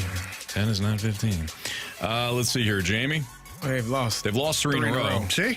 But they did win 1, 2, 3, 4, 5, 6, 7, 8 in a row prior to that. So they're 8-4, 9-4, 9-5, 10-5 over the last 15. Crap. Just crap. They're pretty good. Yeah, they'll figure out a way to blow it. They always do. It's Royals. Yeah, so they are 34-22. Their run differential is plus 76. The Cardinals are now 27-27, so we got back up to 500, but they're minus 35 run differential, and that's including today's 5-3 win over the Reds. It's not great. No, it's not. But it was minus 42 a couple days ago. Yeah. You? Huh? Me? Right? It needs to be positive if they want to. They got a long way to go. I think that's we talked about it last week. Yeah, last team with a negative run differential that won the division was 2007. It's been a hot minute, yeah. Yeah. You gotta score runs and keep the other team. Carey. Okay, there it is. If you don't believe, it's going to be your fault. Thank you. Hey, it's a long season. All right. It's a long season. One game at a time. One game at a time, baby. From the 636, hot take or hot garbage. Oli wins a championship here before Chief does in Toronto. Sure. I'll take that. Absolutely. We got our guy here. Yeah. And our former guy in Toronto. But our guy right now is in St. Louis. I'm with you. I'm with you, Anthony. championship for the Cardinals, right, Jamie? Right? Yeah. Right? I mean, Right? of course. I mean, the Cardinals are way closer than the Maple Leafs are to There that you go. championship. Did you believe that? No. No, I don't. Well, but Toronto, I mean, Yeah. They find ways to lose. they find ways to lose. But not anymore. All right. This is an interesting one because I think this has to do with Mason Wynn. I think this is what the texter is getting to. But from the 314, players that come over from Japan that sign free agent contracts should not be eligible for Rookie of the Year, especially with the draft pick attached. So it's a great question. I say yes, because here's what happened was way back when Russian players were finally allowed to come to North America to play in the NHL. They had a guy, Sergei Makarov, who was like 38 years old. He came in and he was like one of the best players in Russian history. And he comes up and he lights the lamp a bunch of times his first year in the NHL. Well, of course he did. And they gave him Rookie of the Year. That was the last time they did it. After that, they implemented rules so that players who were above a certain age or had played a certain number of professional games were no longer eligible to win Rookie of the Year. Did Panarin win his rookie season? Because I know a lot of people were really upset about that, too. I can't remember if he did or didn't. But I do know that they have certain stipulations now in place that keep it from being older guys that come over from other countries and winning the Rookie of the Year. Yeah. We'll have to look that up. From the 636, hot take or hot garbage, Nolan Gorman will hit 30 home runs and drive in 85-plus runs. Why are you shaking your head? Oh, has he got 9 now? 10? After today? Yeah. I think he's at 10. Let's see. Or 9. Somewhere like Or that. 10. 9 or 10. Or 9. Yeah. He is at, let's see, Nolan Gorman. He's got 10. He's got 10. 10. Yeah, he is 10 today. I think he could get to 30. I mean, it's a stretch. Yeah. But he can get to 30. He's got that kind of power. Boy, if he does. Yeah. I mean, if he's a 30 home run, 85 RBI guy, this team is. Especially, I mean, he's moved all around the. I mean, RBI obviously there is much to do as the guys getting on ahead of you as it is you actually delivering with the runners in scoring position. But you know, if he could do that, moving up and down the lineup, that's really impressive. But yeah, I think it would. 30's a lot, If but you ask me I'm not going to call it hot garbage. If you asked me at the beginning of the year, I would say yes. Yeah. I mean, he's starting to pick up the pace a little bit now, but I think it's going to be a lot. So update on the Artemi Panarin debate. Okay. He did win Rookie of the Year, but he was only 24. Oh, okay, so that's he was underneath that threshold. Right. All right, you got 2 more here? 2 more. This one's interesting. I definitely want to, well, first of all, let me find it. I just clicked out of it. Oh, no. I got it. Interesting one here. From the 724, hot take or hot garbage, Robert Thomas will have a better career than Brady Tkachuk when it's all said and done. Oh. That's hot garbage, Jamie? I have to say that's hot garbage. Robert Thomas is a hell of a player, but when you got Brady and Matthew that we're calling unicorns, it's pretty tough to imagine somebody who has a more impactful career. Like Brady's going to score his 30 to 40 goals a season. He's going to get close to 100 points, maybe eclipse it. He's also going to get 150, 200 penalty minutes at the same time. And he's going to put the fear of God in half of the opposition every night. Right. All right, let's do one more here. From the Waterboy, hot take or hot garbage, Marsh's threat to not play the Sounders is the reason why the Cardinals keep winning series. It's hard to disagree with that. Marsh got a lot of heat for not playing those Sounders, and he set the expectations to be, they win a series, I'll play the Sounders. If not, they don't deserve it. And since Marsh has drawn that line in the sand and has stuck with it, the Cardinals have turned things around. Honestly, it's science at this point. how the Cardinals have done this. Proven to be effective. Correct. I would say we're 3 for 3. That's one of them. I would also say Sweet Voice James actually reached out to me saying that we should switch Paul Goldschmidt's sounder back to the really? So that was James. I love it. So that coincides with his hot streak. Yeah. And then obviously yesterday, Anthony, you provided Nolan Arenado's home run. Absolutely, yeah. So, I mean, the proof is in the pudding. And we're doing our part. Let's be real about this. Yeah. Everybody Proud of you. Jamie. Thank you. He's so refused to put on those glasses. stubborn. I can't remember the last time we put on the glasses. Let's not forget Brandon, too, when he called out both of those guys. Negative. Yeah. Team turned it around. Boy, really, the fast lane overall is the show that has really led the Cardinals to. We're responsible for all things great. Yeah. Oh, yeah. Everything. Mm-hmm. Love it. But when they eventually lose a game, that won't be on us. No. That's the players. Players. Time out. It's Oli. It's Mo. Yes. And Mo. It's Fastlane on 101 ESPN. How impressive was Andre Pallante today? We'll get into his performance next on 101 ESPN.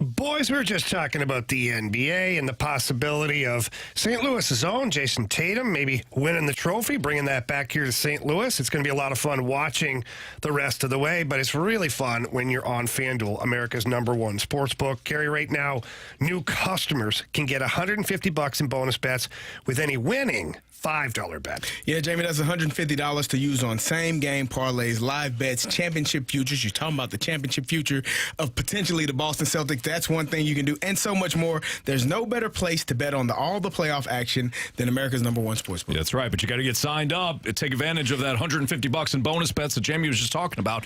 Head to FanDuel.com/fast to get started. Again, FanDuel.com/fast to get started. Then the $150 in bonus bets with any winning $5 bet will be yours, all courtesy of FanDuel, and then you could bet the NBA playoffs and the NBA Finals when eventually the matchup is set any way you want. All courtesy of FanDuel, the official sports betting partner of the NBA. Must be 21 or older and present in Illinois. First online real money wager only. $10 first deposit required. Bonus issued is non-withdrawable bonus bets, which expire 7 days after receipt. Gambling problem, call 1-800-GAMBLER.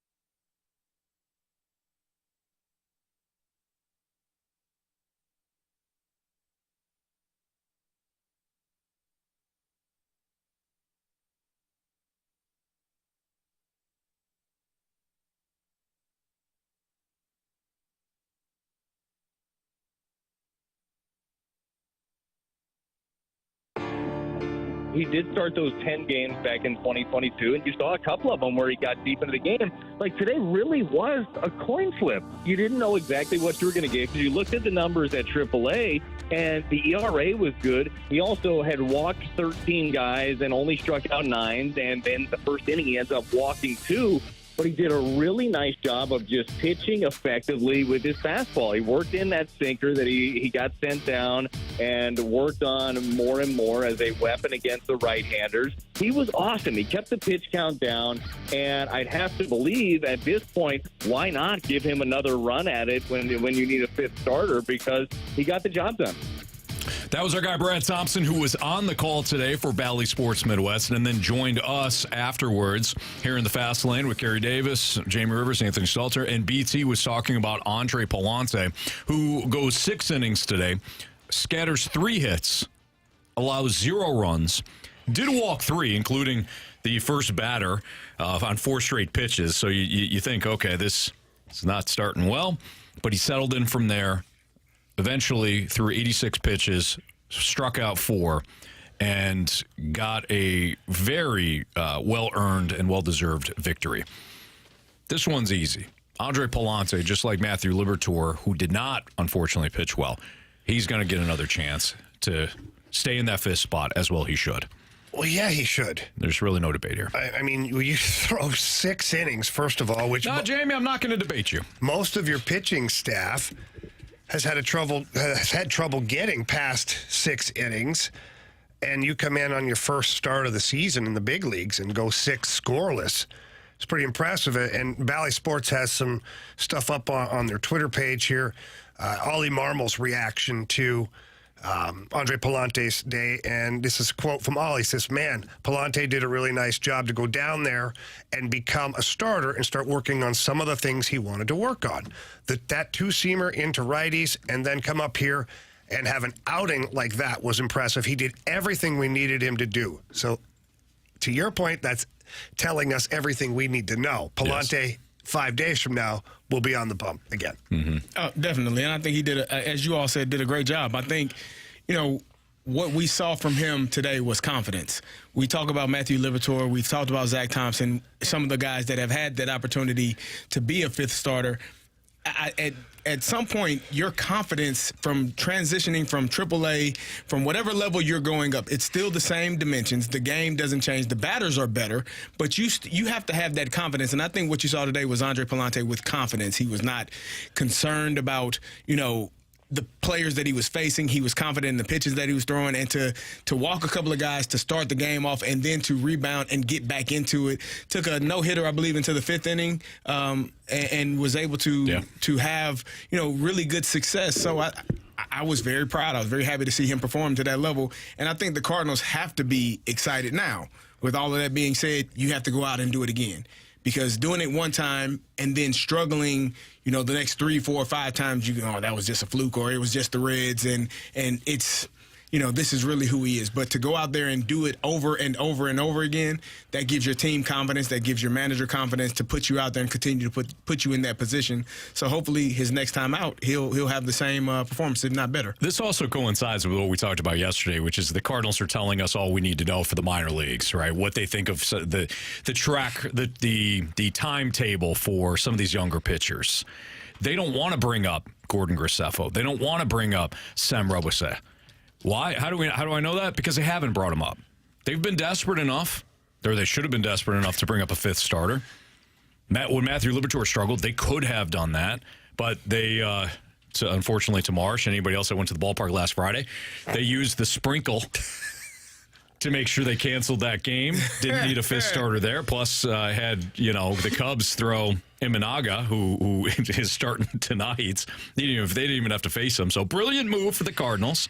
Plus, they sold a few beverages, I'm sure, and some nachos while everybody's waiting. Bacon wieners, but they didn't. Some bacon wieners, right? But they didn't want to use. They didn't want to use a 5th starter. They knew they needed one. They didn't bring up any of those young guys. So Pallante comes up. He pitches well today in a hitter's ballpark against a loaded Reds lineup. I don't care what the record is. They're loaded offensively. And he pitches incredibly well. So this is perfect for a lot of reasons. And if he can just be competitive, then they really have a decision to make when it comes to Steven Matz. And I mean, best case scenario, maybe Pallante pitches so well, they use Matz back in the bullpen, and maybe he offers some bullpen help, which is what you're going to need it because they use Kittredge and Helsley again today. Yeah, JoJo every day Kittredge. JoJo, every chance we can throw him, we're going to throw him. Yep. Those three guys, maybe they only trust those guys, really. Well, that's the problem. Is I think that's where they're at. Well, you saw the other guys. You want to win, Jamie? You saw the other guys that got in there today, didn't you, Carey? Yeah. You want to win? Well, I do like winning, then but I like winning you past gotta play every day. The halfway point of the season too. Trying to make it to that point. Mm-hmm. All right. Well, we unfortunately we have a returning. Hey, he's already called his shot too. He said he's going after Marsh. He's taking on Marsh. So said he. Here we go. Something. Let's do this. Gauntlet next in the Fast Lane on 101 ESPN.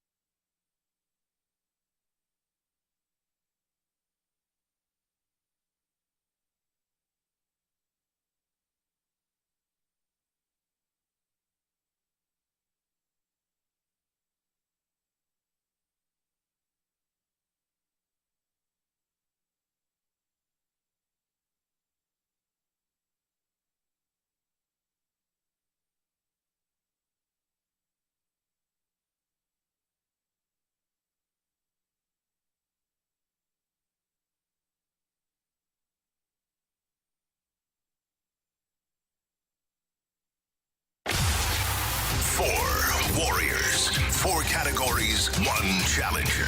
Can you master the gauntlet? The Gauntlet is powered by Master, your hometown source for business communications for more than 30 years. Visit mastor.com.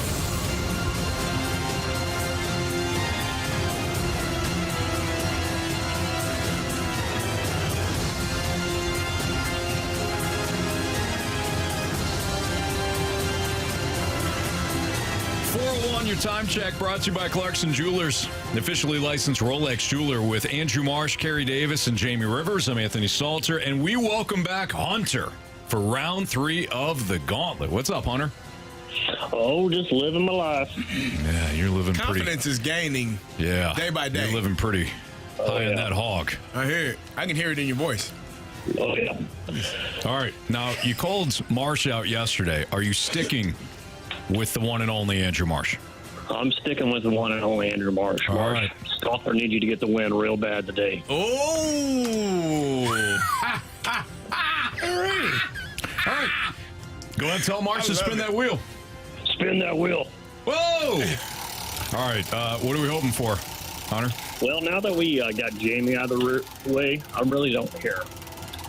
I would not have stood a chance with Jamie in hockey. Well, that's why we got baseball. Never know sometimes. Today? Today? Yeah, today. Football. Okay, football. Right. I don't feel like Marsh has done a lot of football. Do you guys? I don't think so.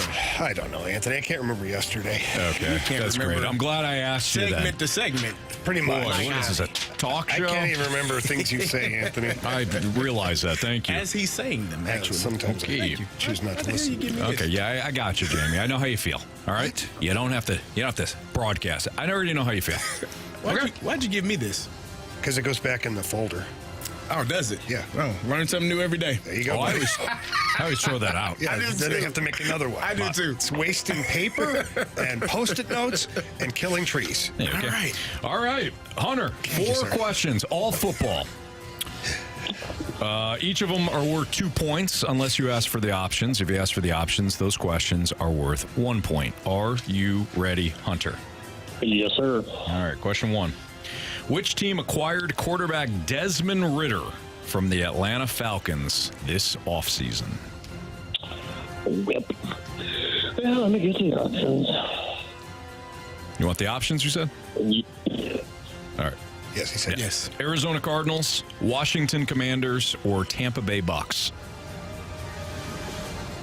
Well, let's go with the Commanders. They seem to make good decisions. Final answer? Yep. All right, Hunter, question 2. Who was the Arizona Cardinals quarterback the last time they won a playoff game? Is it Kurt Warner? They haven't been good. Let's go with Kurt. Final answer? Yep. Question number 3. The Red Rifle, Andy Dalton, played his college football at which university? That'd be the Texas Christian University Horny Toads. All right. Final answer on that one, Hunter? Yep. Last question. In his 9 seasons with the Cincinnati Bengals, how many playoff games did Andy Dalton win? It's not a lot. 9 seasons. Did he win? Can I have the options? 0, 1, or 2? See, I was going to go with 1 or 2. Let's go with 0. Final answer? Final answer. Okay, well, let's bring back Marsh. Hunter, how you feeling? Well, I know I got 1 right, so it makes me feel a little better. Marsh knows his stuff in most things. He's kind of the kid that's just got that photographical memory. He came in with a snarl, like a look about him, like he was in there revving up. You okay, Marsh? You I'm ready? good. What did All Mike right. Ryder do to you in there? Nothing. We were just talking shop, Sorry about that. being creative. That's good. He's angry. Nice. He's No, ready. he's- He's focused. I He's honestly, locked in. even No, that was a yesterday, game face. even yesterday, I don't think I've ever seen Marsh actually angry. It was Angry Andrew yesterday. It was more passionate. Okay. I feel like, don't you, Jamie? No, I think he was angry. Okay, go to pissed hell. off. All right, Marsh, you ready? Yes, I'm ready. All right, here we go. Your category today is football. Football is your category. Carey, tell. Pack a lunch. All right. Question 1. Which team acquired quarterback Desmond Ridder from the Atlanta Falcons this offseason? The Arizona Cardinals. Final answer. Question number 2. Oh, I'm sorry. Go ahead if you want. If you're passionate about this question, I'm not. I just jumped the gun. My apologies, Jimmy. Folks, I like your passion. All right, question number 2, as Carey was saying. Yes, what I said. Who was the Arizona Cardinals quarterback the last time they won a playoff game? Ooh. Let's see here. I think it was Carson Palmer. Trying to think. It might have been the Green Bay game where they defeated Green Bay? I'm going to go with Carson Palmer. Final answer. Go ahead, Carey. Okay, thank you. Question number 3. The Red Rifle, Andy Dalton, played his college football at which university? He played at TCU. Final answer. And your final question today, Marsh. In his 9 seasons with the Cincinnati Bengals, how many playoff games did Andy Dalton win? 0. Final answer. Okay. All right. Let's see how you guys did. The Red Rifle, Andy Dalton, played his college football at which university? Marsh, you said TCU. Hunter, you said TCU. Correct answer is TCU. Neither of you needed the options. Nice job, guys. 2-2 tie between Hunter and Marsh. In his 9 seasons with the Bengals, how many playoff games did Andy Dalton win? Marsh, you said 0. Hunter, you said 0. Correct answer is 0. But Marsh did not need the options on that one, so Marsh has a 4-3 lead over Hunter. Which team acquired quarterback Desmond Ridder from the Atlanta Falcons this offseason? Marsh, you said the Arizona Cardinals.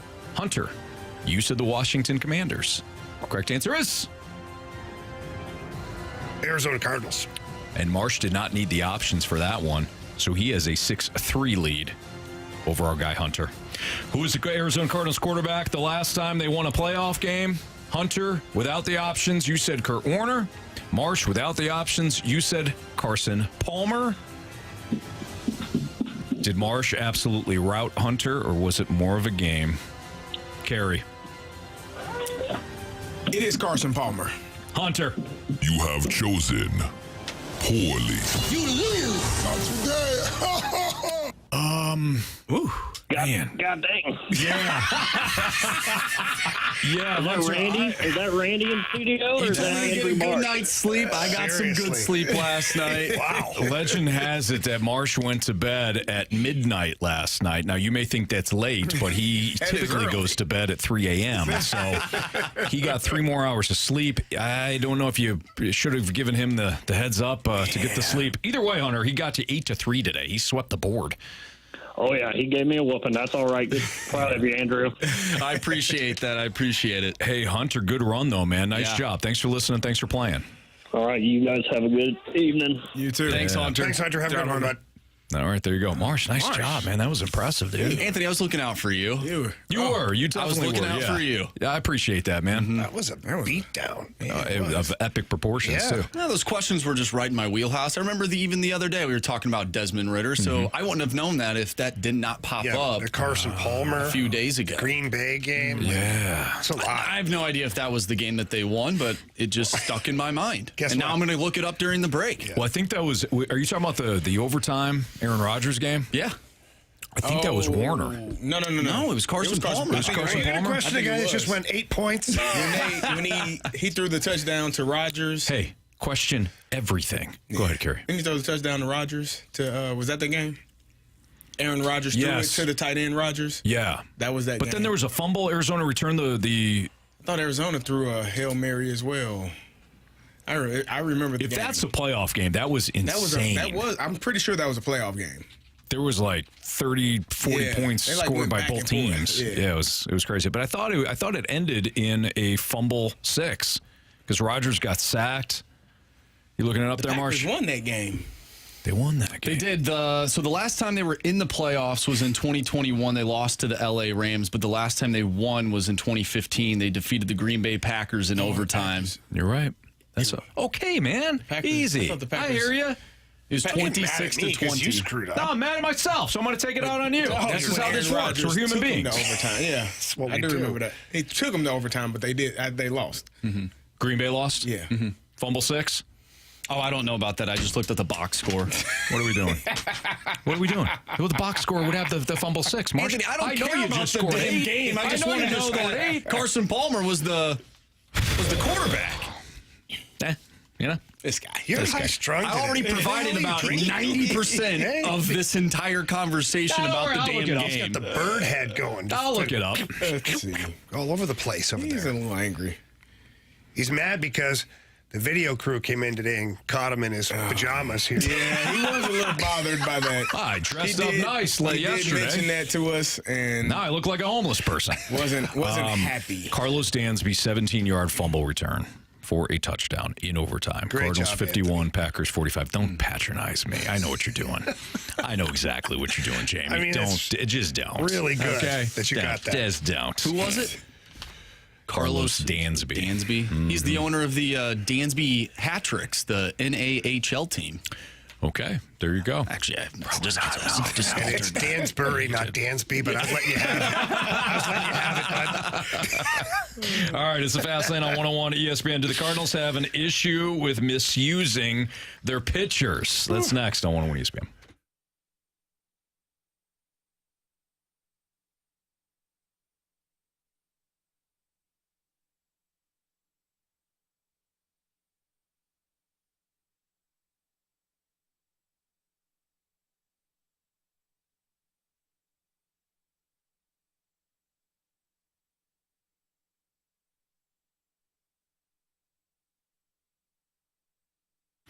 If you know that you may have some issues going on with your roof, you got to give my friends at the Happy Roof Company a call, because if you got a damaged roof, you got a leaky roof, you don't know if you've suffered some hailstorm damage, if you call the Happy Roof today, within 24 hours, they will have someone out to look at your issue. Just give them a call at 314-665-3001. Let's say, though, you need a new roof. You got an ugly roof, you're tired of looking at it, or maybe you know that you've needed a roof for a while. Give the Happy Roof Company a call, because they've got cost-effective solutions on both flat roofing and metal roofs. They've got free estimates with competitive pricing, financing options that are available. They only use superior high-end products, and they do residential and commercial roofing. So give them a call, 314-665-3001. You can also visit their website, thehappyroof.com. But just know that they don't chase storms. 100% of their market is within the St. Louis and surrounding areas. In fact, their headquarters are right out there at Sunset Hills. So they've got the 10-year labor warranty on all shingle roofs and over 50 years combined experience in roofing, siding, and gutters. Your first and only call needs to be the Happy Roof Company. Again, 314-665-3001.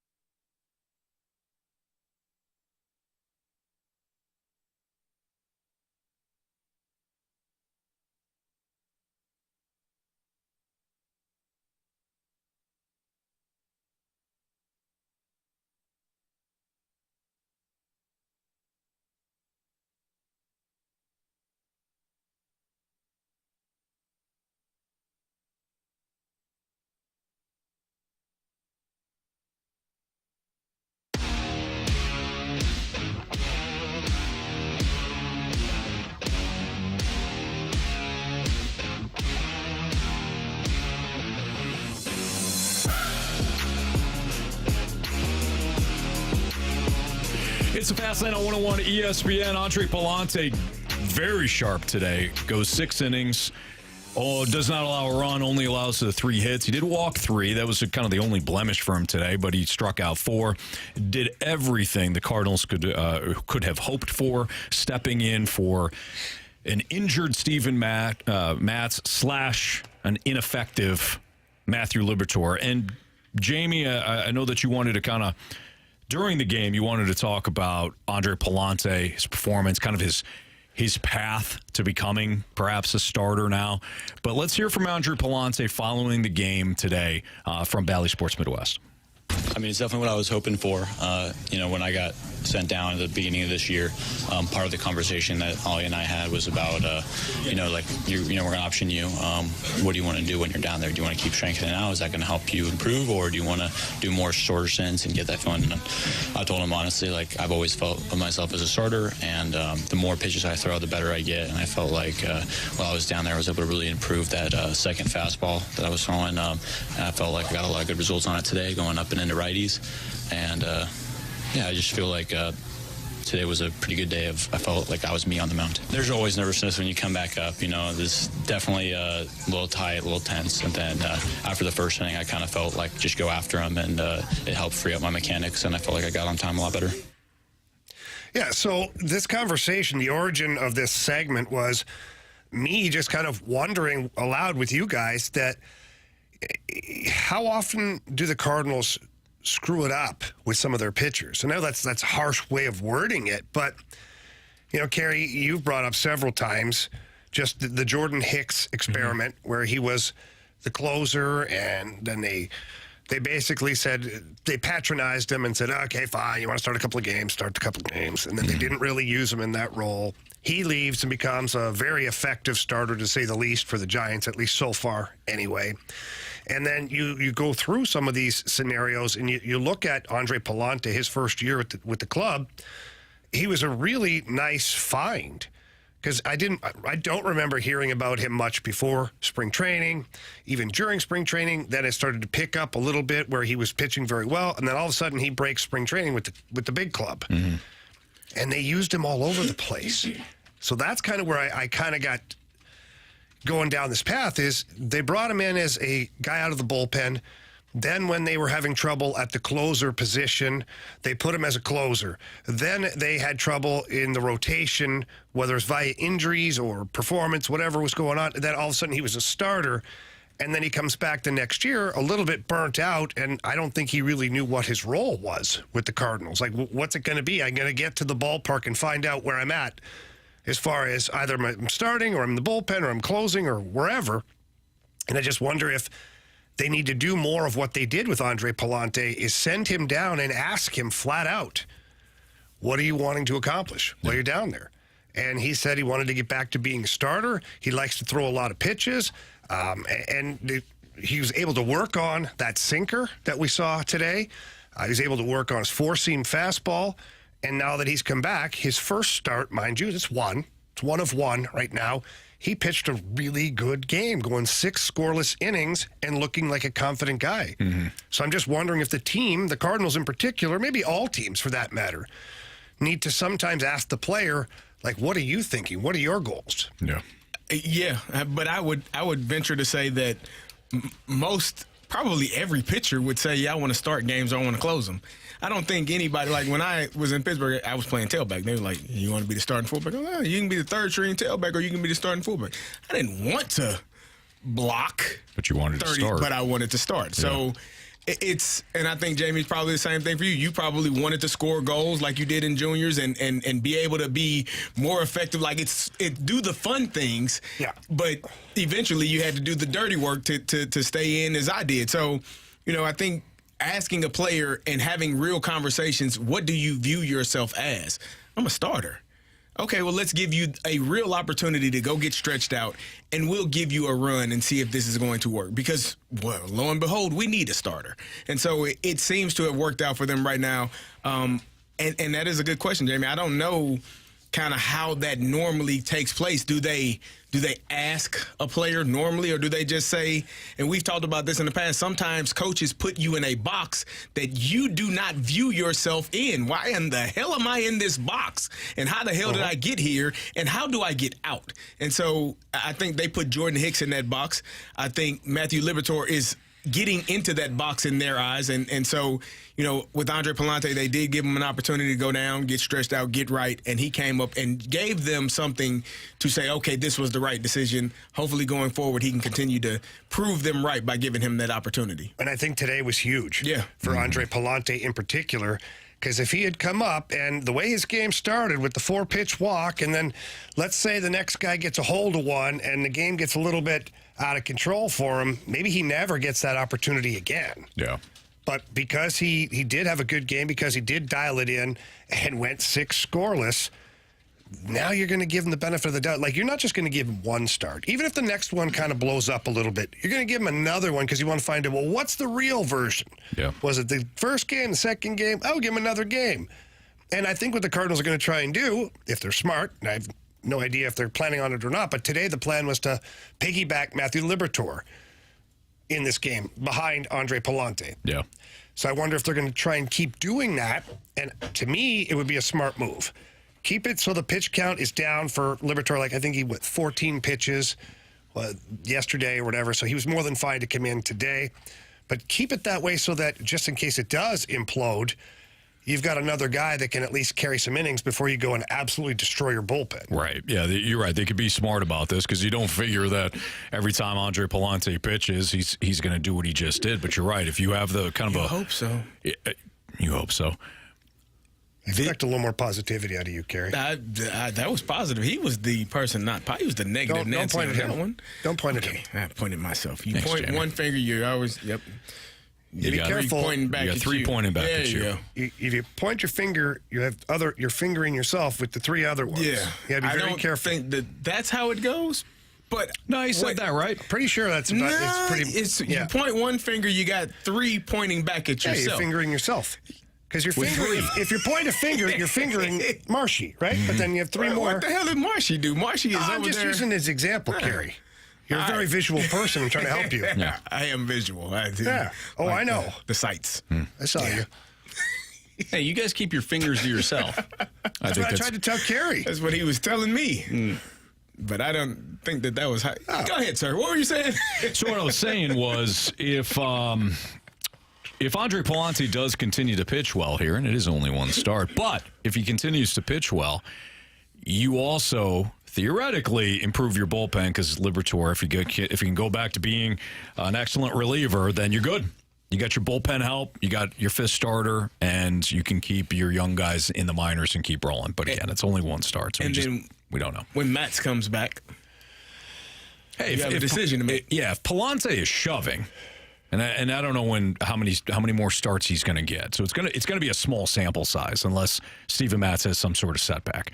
But if Pallante's shoving, then you're right. You do have a decision to make, and maybe it's a situation where the Cardinals are like, kind of like what Pallante's doing here, and Steven Matz, you may go 2 starts before you get hurt again. So we're going to start. We're going to keep with the young guy here. Well, they might also just line it up so Matz is ready and available on all of Pallante's start dates. That could be too. So that Liberatore goes to the bullpen officially, right? And Matz is kind of the piggyback guy. Yeah, makes sense. Well, here's the thing: if you want to play better. You want to play a lot, you got to play better. That's for Matz and Liberatore. You got to stay healthy. You got to perform well. And if Pallante is performing well, I wouldn't say move him anywhere. No. Keep him where he is. Agreed. Sports Six Pack is next. You get a question for us. Send it into the Air Comfort Service text line at 314-399-9646. Sports Six Pack next in the Fast Lane.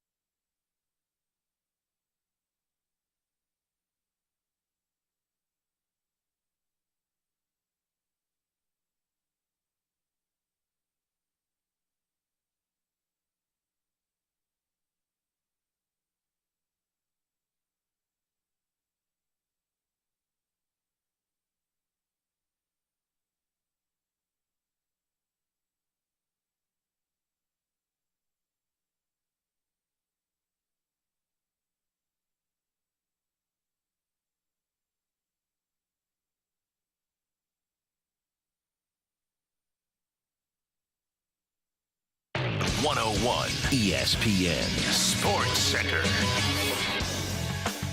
I'm Andrew Marsh. It's time for a Sports Center update driven by Johnny Londoff Chevrolet and Johnny Londoff Autoplex. The Cardinals pick up a win today, a 5-3 victory over the Cincinnati Reds. They are now back to 500, 27-27 on the year. They have tomorrow off, but they'll take on the Philadelphia Phillies on Friday. Miles Michaelis will take the mound going up against Aaron Nola. First pitch is at 5:40. We talked earlier today with Brad Thompson. If you missed that interview, make sure you go to 101ESPN.com or check out the free 101 mobile app.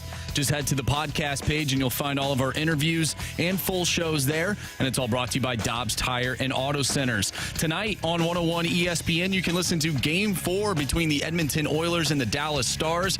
Pre-game starts at 7 o'clock. Dallas leads that series 2-1. Coming up next, we have our Sports Six-Pack. So if you have a question you want to send our way, do so using the Air Comfort Service text line 314-399-9646. Sports Six-Pack coming up next. I'm Andrew Marsh, and this Sports Center update is driven by Johnny Londoff Chevrolet and Johnny Londoff Autoplex. See them at londoff.com. Chevy, together we drive. Are you kidding me?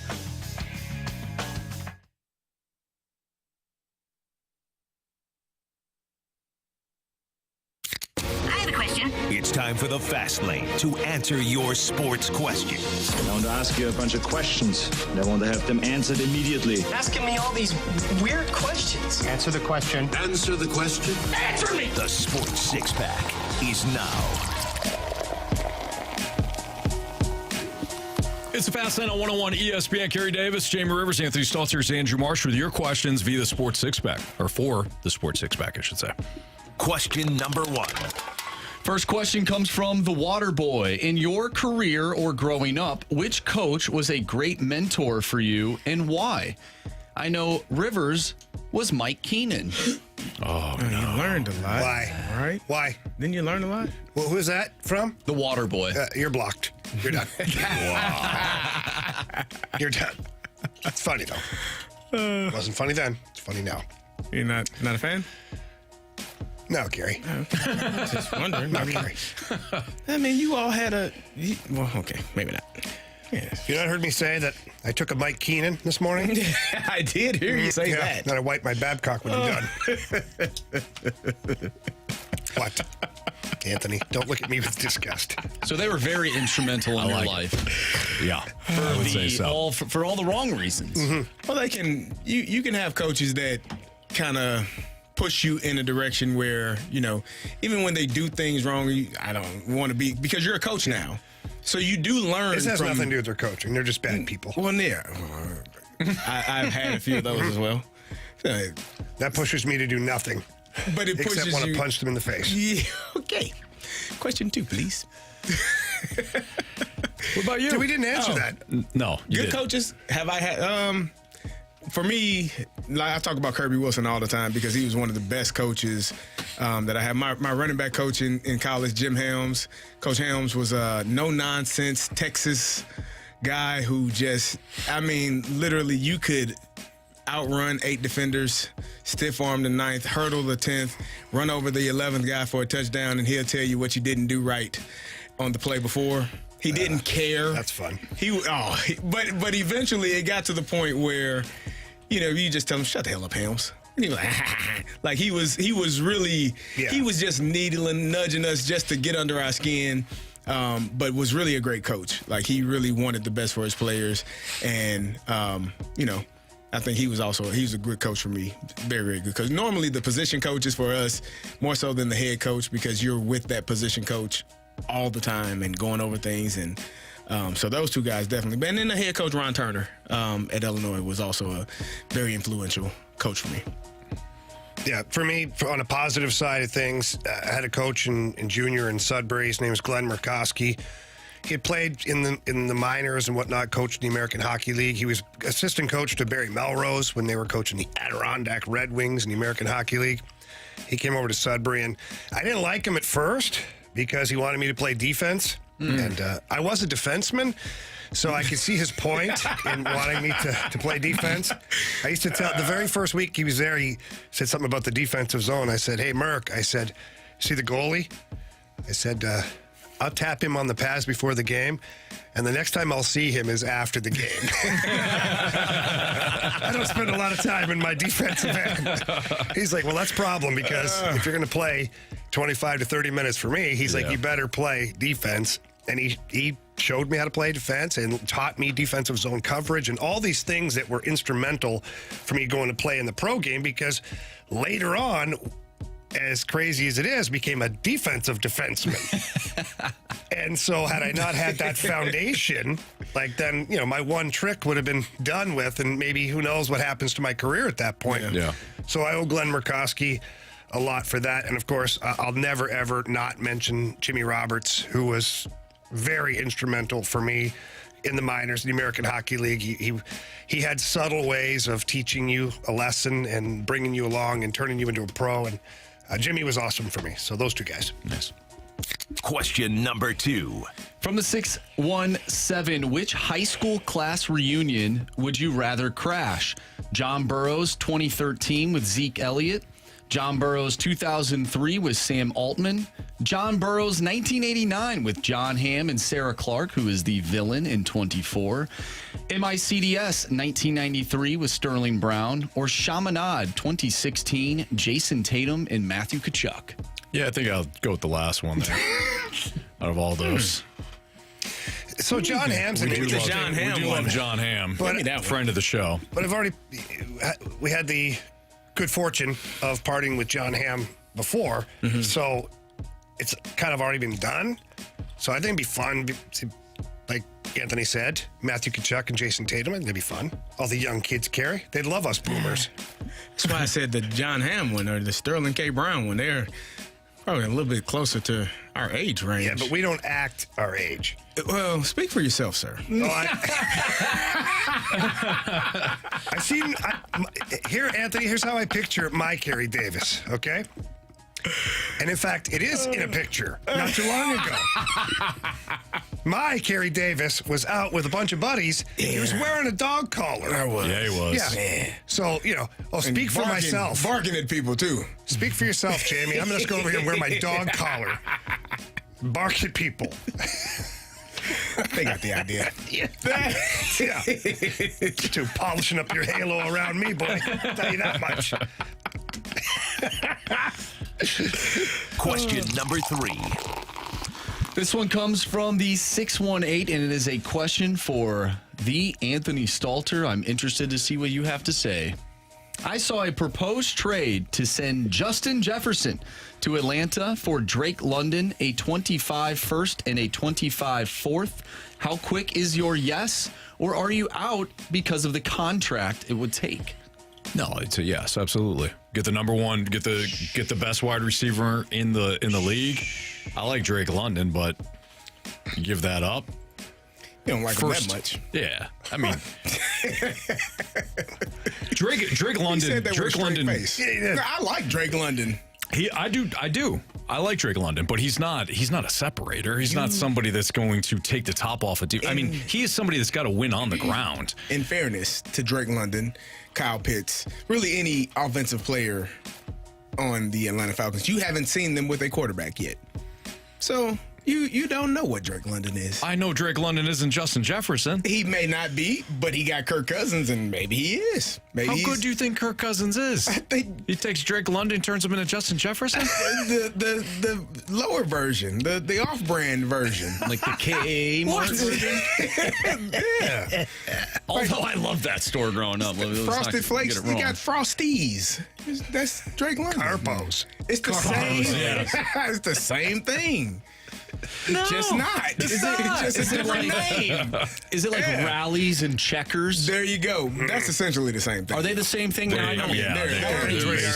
Hardee's and Carl's Jr. is the same thing. Yeah. Rallies and checkers are the same. Yeah, they got the same fries, same burgers. They have a different name, guys. Different name for sure. That's what I'm Drake London. Yeah. That's what I'm trying to get you to understand. Yeah, no, Kyle I'm trying Pitts to is going to have the best season of his career this year. I think that'd be great. Kirk Cousins throwing him the football. They have not been able to find that young man since he's been drafted. Yeah, no. They're going to run the ball with Bijan and Tyler Algier. He's still there? Yeah. Tyler Algier? Yeah. Algier? Yeah.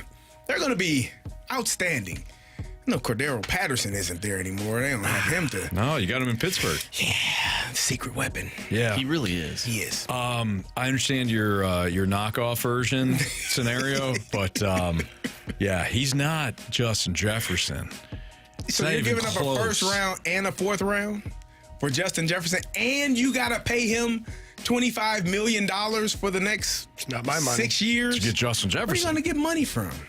You just paid Kirk Cousins $500 million. He's coming off the books in 2 years. Have you seen the business that Home Depot's doing these days? I do. I'm there pretty much every All right, day. their blank says blank you. I'll pay whatever I want. That's right. Good job. Now, he's got a cap problem, but It is a problem. nonetheless, They're gonna he start can convert deferring some money. of the. Yeah, he They're can gonna start convert some of it deferring into money. signing bonuses. It's fine. Yeah, but yes, yeah, absolutely. Question number 4. From the 314, here's my question. How do you know where these people are from or what their name is? For example, the water boy or Bill from the snake pit. That's a very good question. We don't. We know they're the area code that they're from. But It does pop up on the text line. Yeah.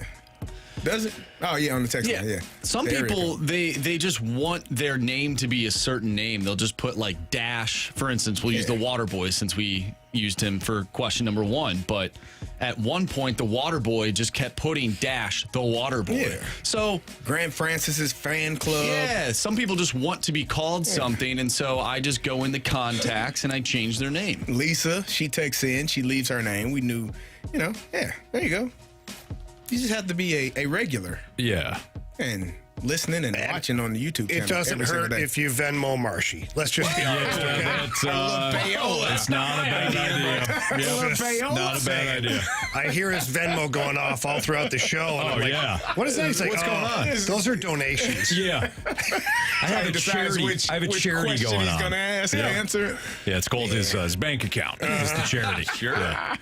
Marshy's bank account. Question number 5. From the 314, at the end of Nolan Arenado's career, will Cardinal fans say he was better than Scott Rowland? Oh, no. Not if he doesn't win a title. No.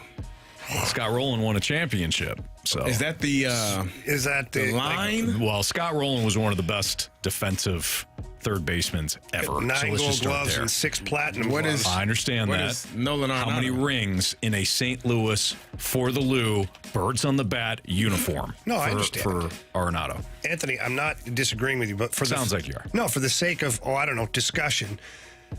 Oh, now you want to discuss? Yeah. I don't know if it's as easy as you're making it. Okay. Scott Rowland, it took him forever to get into the Hall of Fame. Mm-hmm. It's not going to take Nolan Arenado as long. Probably not. No. But So I'm just saying it's not as easy as you think, the debate. do you think that from a Cardinals perspective, though, that I think weighs Scott Rowland is more? going to be more looked at more as a Cardinal than. How many years was Rowland a Cardinal? I'm going to look that up right now. 02 to 07. So 5. 5 years. Arenado will 06 be World Series. 6, yeah. Arenado's going into what? He was here. He was acquired in 21, right? 21, 22, 23, 24. So 5 he's years? 4. Yeah. 5 years? So by the time Nolan Arenado's done here in St. Louis, will he have changed people's minds about Scott Rowland? I don't think so. I'm with Anthony on this one. Yeah, Winning a championship puts Carey, you I'm in just a asking the different hard questions, okay? room. Huh? Yeah, I know you do. He puts you in a different room when you are a champion for an organization. I think it's hard to debate that. I'm not debating it. I'm just kind of being the devil's advocate, kind of putting things out there because Nolan Arenado is pretty talented player and he's mentioned all the time as one of the best third basemen ever in baseball. Yeah. No. You're right. But where do you fall on this? I'm a Rowland guy. Okay. There you go. All right. I am. Yeah. Met the guy, awesome dude. Mm-hmm. He's huge too. He's a big dude. Yes. I did not expect that when I met him. He looked like a vending machine coming around the corner. It's like, holy crap. Yeah, he's a massive This dude. guy plays third base? He's a linebacker. Got a text from the water boy. I usually send the Venmo to Marsh's OnlyFans account. That is not. That's a different donation. It's a different one. Marsh, you're a content creator, they call that. Yeah, absolutely. That's interesting. Oh, boy. Question number 6. From the 618, do you think Doug Armstrong will build the Blues to be more towards size, which actually wins in hockey, or towards speed, which doesn't win? Yeah, I don't know what direction exactly Doug is headed in right now, because the Blues are not a very big team overall, certainly on the back end. They've got some smaller guys. So I don't know. It's kind of like the Blues are stuck in the middle. They've got some size, and then they've got smaller guys as well. So in the next couple of years, I think Doug's going to have to figure out what direction this team's going in. I think he's tried the speed and skill before and ended up back to big and heavy to win the 2019 Stanley Cup. And if you look at the last number of Stanley Cup champions, they've all had big teams. It doesn't mean they're not skilled. It just means they've been big. If you look at the Florida Panthers this year, that's a big, heavy team. The Dallas Stars is a big, heavy team. So with those things trending in that direction, I would imagine Doug would like to get the team a little bit bigger. I would think so, too. All right, it's Fastlane on 101 ESPN. Is this version of the Cardinals a true competitor in the National League? We'll dive into that next.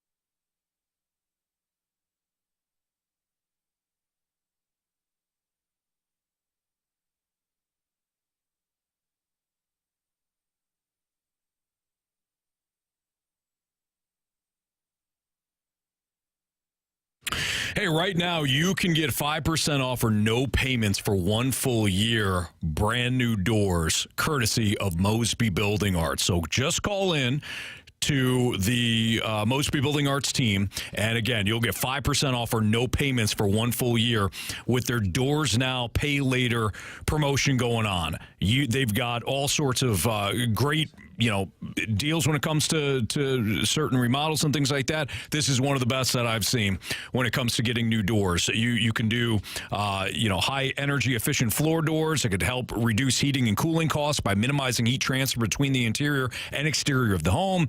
You can get a brand new garage door. It doesn't have to be a front door or any doors inside the home. You can get a new garage door that can be customized to match any style of your home or complete. When it comes to complementing its exterior design. Customization options include panel designs, window inserts, decorative hardware, and paint colors. You can do it all with their Doors Now, Pay Later promotion. Give Mosby a call, 314-909-1800. You can also visit them, callmosby.com. The Mosby Building Arts, the right remodeling company.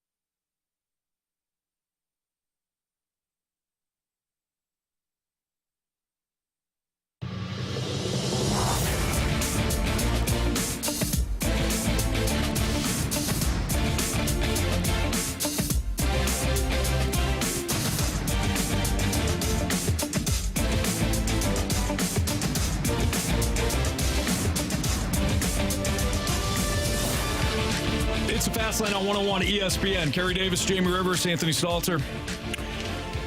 Is this version of the Cardinals a true competitor in the National League? Well, they got to 500, so, they just got to 500 today, so it might be a little premature to have that conversation. But BK and Ferrario did talk to Jamie's guy, Jim Bowden, today. Bobby's brother. Nope.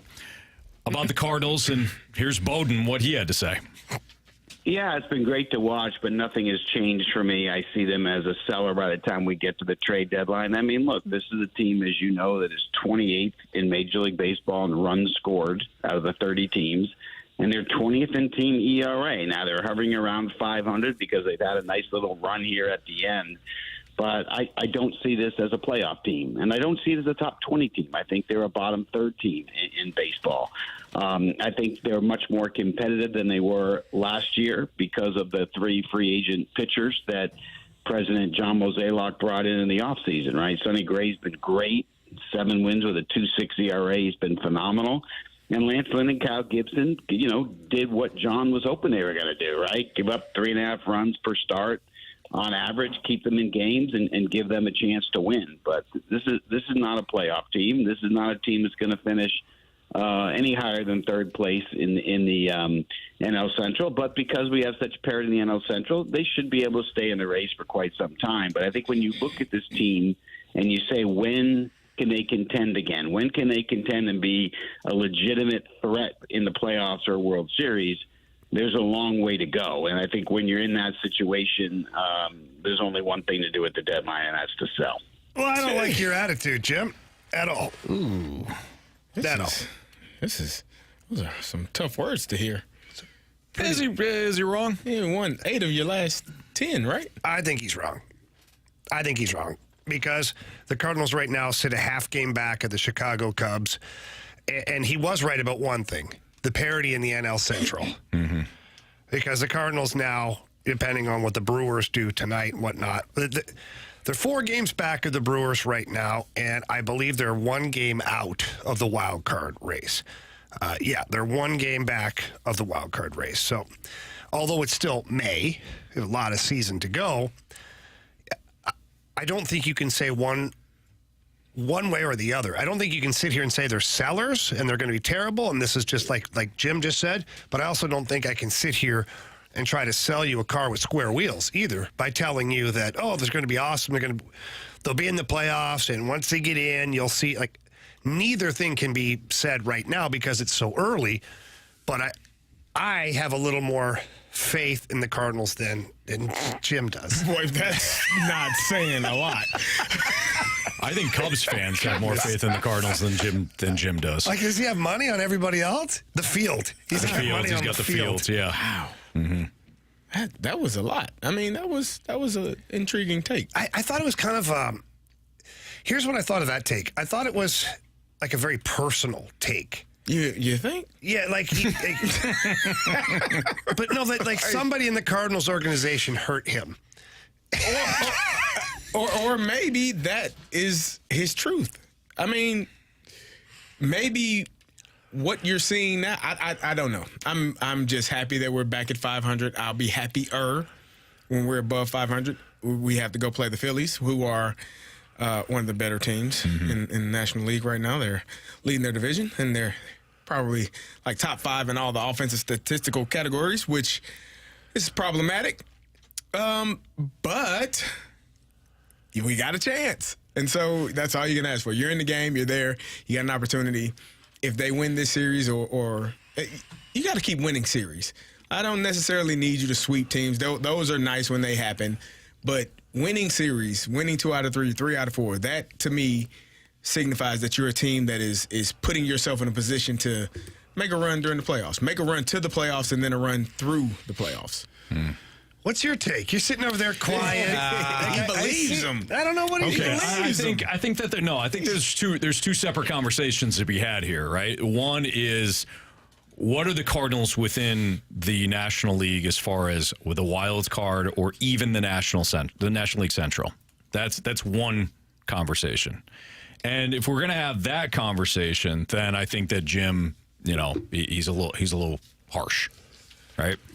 If we're going to have the conversation about how they are viewed in the National League as a whole, Jamie. Thank you. No, they're not a true competitor in the National League. You still have the Phillies. The Braves are extremely banged up. At some point, they're going to. He said they're not a get playoff team.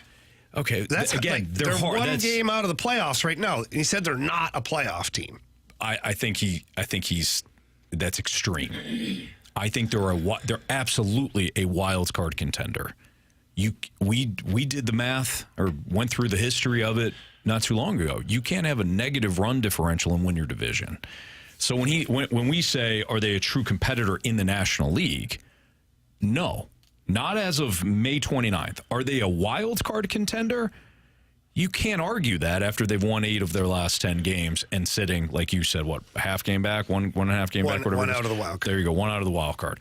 So it's how you phrase the question. I teased, is this version of the Cardinals a true competitor in the National League? For what, the pennant? No, absolutely not. Even as well as they've played. We tend to get so focused, obviously, on our team that we don't pay attention to some of the other teams in Major League Baseball. It wasn't that long ago that we were all talking about trading Paul Goldschmidt and what can we trade? How do you start the rebuilds? Do you go with the youth? Like we just had that conversation 2 weeks ago. Hey, we're stinking 2 weeks ago. Exactly. 15 games. To my point. 2 weeks. But if you're talking about a wild card team, yeah, of course. I got a text from Randy Carricker, and he said, this is why Jim Bowden is a former general manager. Oh, Randy spitting fire. Yeah. Randy said, go blank yourself, San Diego. I think he did. Truly believe Jim Bowden. that this next stretch for the Cardinals will be the most important stretch of the year, and we'll definitely figure out what type of team they are. I don't want to do this. Carey just about lost it. I refuse. I did this all season with the Blues.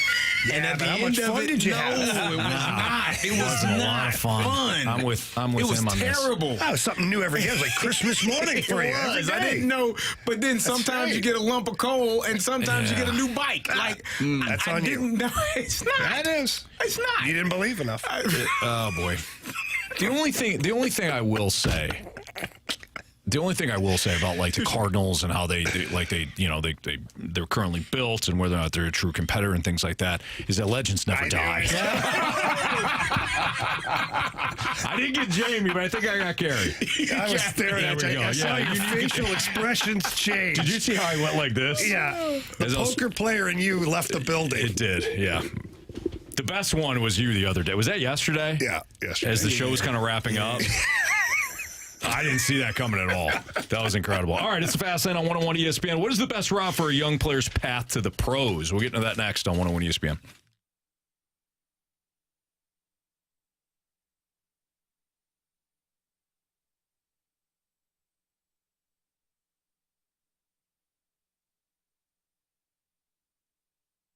Hey, their May Day deals are going on right now at Auto Centers Nissan Herculaneum. You could take advantage of new incentives, these incentives on select new Nissan vehicles. 0% APR and payment terms all the way up to 84 months. They have up to $5,000 off MSRP on new Nissan models and no down payment needed in 3 months of no payments. You can give your wallet a break when it comes to Auto Centers Nissan. They've got cars, trucks, SUVs, vans, whatever you're looking for. Auto Centers Nissan, they got you covered. And they don't just have new Nissans, they have pre-owned vehicles as well. In fact, their dealership boasts over 700 vehicles all in one location so that you can become you will be rest assured that you're going to find the perfect vehicle, perfect style, everything that fits your budget. And as always, all new Nissans at Auto Centers Nissan Herculaneum come with their exclusive complimentary lifetime warranty, complimentary 1-year maintenance, and the 30-day return promise. Within 30 days, if you're not completely satisfied with the experience and the vehicle, bring it back. They'll refund you your money and set you up with something else that you do like. It's Auto Centers Nissan at AutoCentersNissan.com.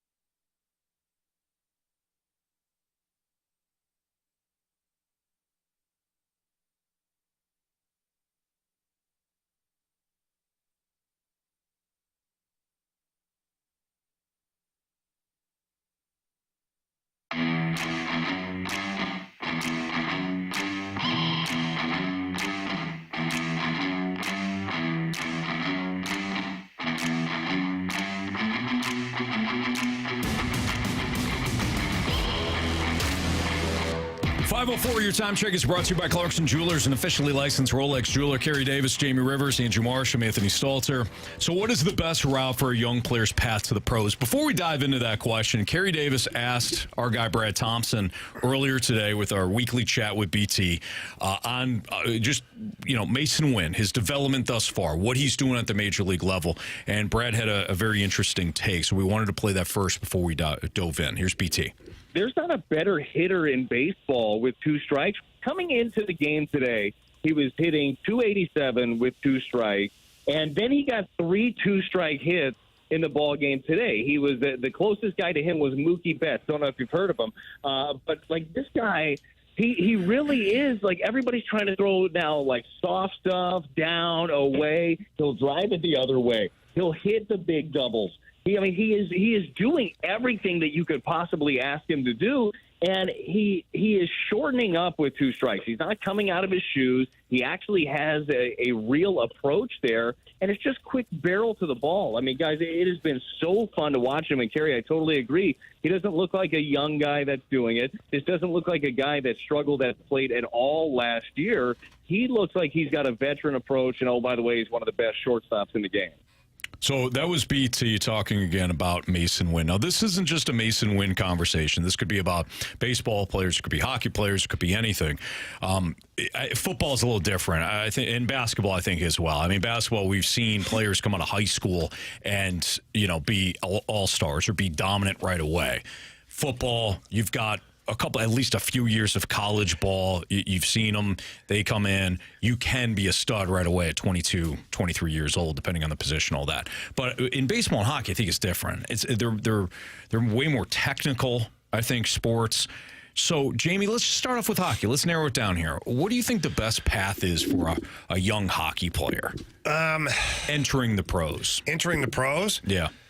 So the blueprint is going to be different for each player. I think just kind of creating a cookie cutter system, you'd make big mistakes that way because each player is just so different. And, each player needs different elements to their games to make that jump to the big leagues. And like in my case, my defensive game had to be rounded out a lot more. Mm-hmm. And, had I not been able to do that, then I wouldn't have been able to play in the NHL. So I had to go play in the minors to figure things out on the defensive side. Other players that had that figured out, maybe they had to work on their offensive game or puck moving or skating or things like that. So I don't think that there's just one method or one way of players getting to the majors or to the NHL or to the NFL or whatever sport we're choosing. I think the biggest mistake is that teams think there's one way of doing it, where I truly believe each player is their own case, and you have to figure out quickly for that individual and then for the team how that individual can help the team. You have to figure out what's the best recipe is for them before you can worry about anything else. Yeah, I agree with that. I think it's a case-by-case situation for each player. You have to know, first of all, obviously, if he or she is in the professional rankings, they're talented enough to be there. But how much can they withhold? How much can they process? How much are they able to take what they're taught and then implement that on game day? Like, those are the things that I think allow a player to become successful, and also being patient with a player, especially with young players, like understanding that it is a case-by-case scenario. You can't say, well, this guy played at the same school as that guy and they played the same position. They were coached by the same. They're not the same person. So being patient, understanding the things that allow them and make them tick, and then the outside factors, like all of those things play a part into a young player having success, because the talent on the field, but what are they doing at night? Are they eating properly? Are they staying out till 2 or 3 in the morning? Are they around the wrong people? What are all of those things, and how do you get the best out of that player? But I think the main thing for me would be patience with a young player, and because the talent is there. You drafted them because the talent is there. They're on the roster because the talent is there. being patient with them and helping them attain the goals that they have set for themselves, I think is always the best part. And one thing, too, that you can't forget is the teams that these players go to. So let's just I'll just use myself as an example. I came to a really good St. Louis Blues team. The Blues were able to develop me, have me play in the minors, up and down for 2 years before staying my third year. Teams that are good have the opportunity to let good young players marinate a little bit. And I think we see it big time in the NFL, especially at the quarterback position. The bad teams get the first picks, and they go pick up what they think to be the best quarterbacks. And sometimes those quarterbacks aren't actually allowed to develop and come into the league at the proper pace because they're thrown to the wolves, except their offensive line stinks, or they don't have skill position players, or no wide receivers, or whatever the case may be. And they get absolutely bulldozed in their first year or two, and then they're out. They're gone. They're out of the league forever.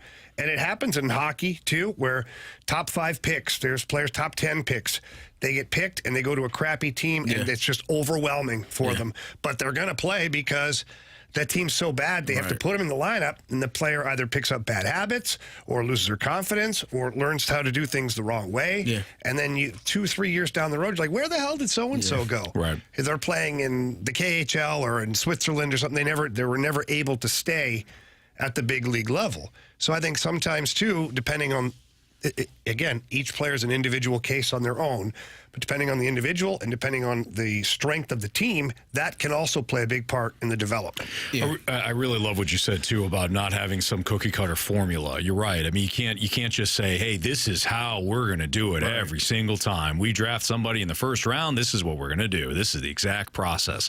We think that way as fans because we say, we start to do the comparison game. Well, this player, 2 years ago, look what they did, especially if he's some superstar in some other place. Why can't our first rounder do that? He's a different human being, different skill set, different everything. So you're right. You can't have this cookie cutter approach. I think you get into trouble that way. I think you also said that just being in a bad organization can stunt a player's growth. Being with a bad coaching staff, being with a system that does not fit what you do well or how you are as a player can really change who you are as a player and not allow you to be the best version of yourself. So finding the right place, the right situation, and being around good players, good veterans, that's another thing. If you're in a locker room with guys that are selfish, older guys, you're a rookie and they don't talk to you or you're not involved and they're not a vet is not pulling you to the side and say, hey, Rook, this is how you play 8 years in the National Football League. This is how you play 5 years. This is what you need to do. Because you don't know. You have no clue unless somebody tells you. And so if you're not in a locker room, like when I got to Indianapolis, Cato June and Gary Brackett, 2 linebackers, pulled me, hey, you with us. I'm like, oh, okay, you're with us. Come on. Right. Come over to the house. Let's play Monopoly. Like just hanging out and doing those things, teaching you how to be a pro. That's huge. Are the things that you have to have in order to be successful as a young player. Yeah. And I think going back to the whole Mason Wynn thing, when we talked about that at the beginning of the segment, him coming up late last year, seeing pitches, seeing what Major League Baseball was like before being thrusted into the everyday shortstop, mostly every day, other than when Brandon Crawford gets his time to play. But sure. That is a lot different than what Jordan Walker went through. I wonder if Jordan Walker ends up staying in AAA, getting some reps, and then coming up around the same time. If then he's brought up this year at the start of opening day, he's just a different ball player. I think it is different. And I hope teams learn from that. You talk about not having a cookie cutter formula. Mm-hmm. I think teams have to learn from that. Otherwise, they just repeat the same mistake year in and year out. Yeah. I think you, speaking of Jordan Walker, also you have to realize the pressure that a player is dealing with. I think Jordan Walker's pressure, the level of pressure that he's dealt with in comparison to Mason Wynn is much greater. Mm-hmm. Like we said, if Mason Wynn hits, good. If he doesn't, who the hell cares? Right, you know, just play stellar shortstop and we'll deal with it if you're batting 125. Nobody cares. So when he's hitting, you're like, oh, that's a bonus. Whereas Jordan Walker, you got to hit, bro. If you're not hitting, you're not here. Right. And so that's a level of pressure that young player is dealing with when he's not hitting. So you have to have people around these young players that can mold them and nurture them and help them, assist them to become the players that they need to become. That reminds me of Jake Neighbors. Like Jake Neighbors, I don't think we had a ton of expectations for him, so there wasn't a ton of pressure on him, but he ended up performing, and now he was easily one of the best Blues players this past year. Yeah, it makes a huge difference. There's no question about it. All right, it's Fastlane on 101 ESPN. We're going to do Prove Me Wrong next. If you got a Prove Me Wrong statement, we're going to play Prove Me Wrong. The law firm of Davis, Rivers, and Stalter will enter the Honorable Judge Andrew Marsh's courtroom. We'll debate some courts and some cases next on 101 ESPN.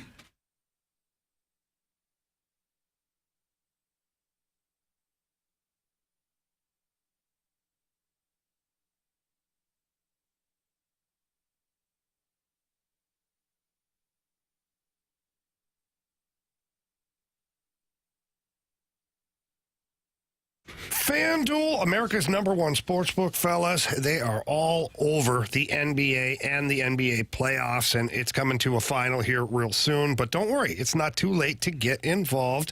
And right now, FanDuel is giving new customers $150 in bonus bets, as long as they have a $5 bet that wins. Yeah, Jamie, that's $150 to use on same-game parlays, live bets, championship futures, so much more, and there's no better place to bet all the playoff action than America's #1 sportsbook. You got one team in, the Boston Celtics, waiting on that championship future potential, and a couple of other teams still fighting for it to see if they get in there. You can pick who you want to win now and maybe make some good money. Well, when you do, you're going to get the $150 in bonus bets back, like Jamie was just telling you, with the winning $5 bet, and then you can play FanDuel however you want to. Get the live same-game parlays, or not the live same-game, sorry, but the live bets and the various bets that they have going on in-game. Fantastic. Same-game parlays, all available at FanDuel, but you do got to get signed up. Visit FanDuel.com/fast to get started with FanDuel, the official sports betting partner of the NBA. Must be 21 or older and present in Illinois. First online real money wager. Only $10 first deposit required. Bonus district is non-withdrawable bonus bets, which expire 7 days after receipt. Gambling problem, call 1-800-GAMBLER.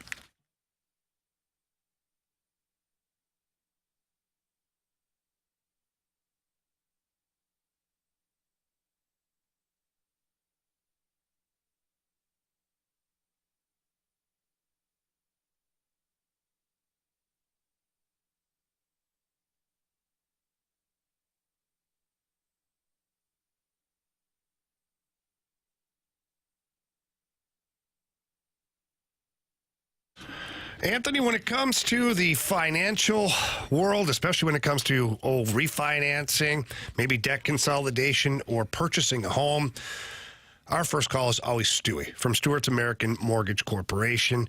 And he offers that old school customer service that I know I appreciate, I know you appreciate. And there's never a bad question for Stewie. Or maybe you're having troubles in a certain area with your finances. Maybe it's getting a loan, or maybe you're self-employed. Don't sit there trying to figure it out and talk to people who don't know what they're talking about. Call Stewie. He's going to help you right away, and he always has a great program. Well, it's always great to do your own research, right? But if you get stuck or you're in a situation you don't have the knowledge, you don't have the instincts, you don't have the experience, call an expert. And Stewie is an expert, and he'll help you. And like you said, Jamie, you got various different programs, including the bagel loan. If you're borrowing $200,000 or more, you qualify for the bagel loan. And we're talking about no closing costs, no lender fees, no anything. We were talking about saving you a ton of money up front, but you do have to pick up the phone. You do have to call him or text him, 314-324-4440. Again, 314-324-4440. Or, Jamie, they can Google the bagel loan. NMLS number 226715.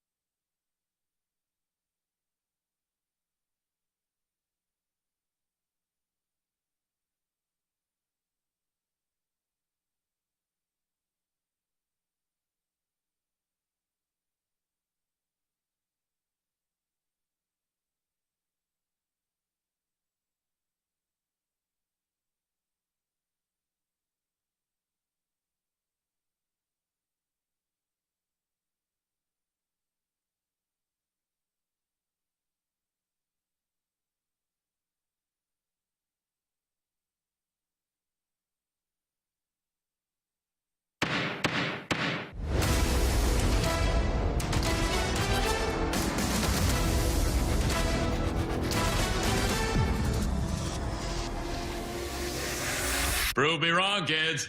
Prove me wrong.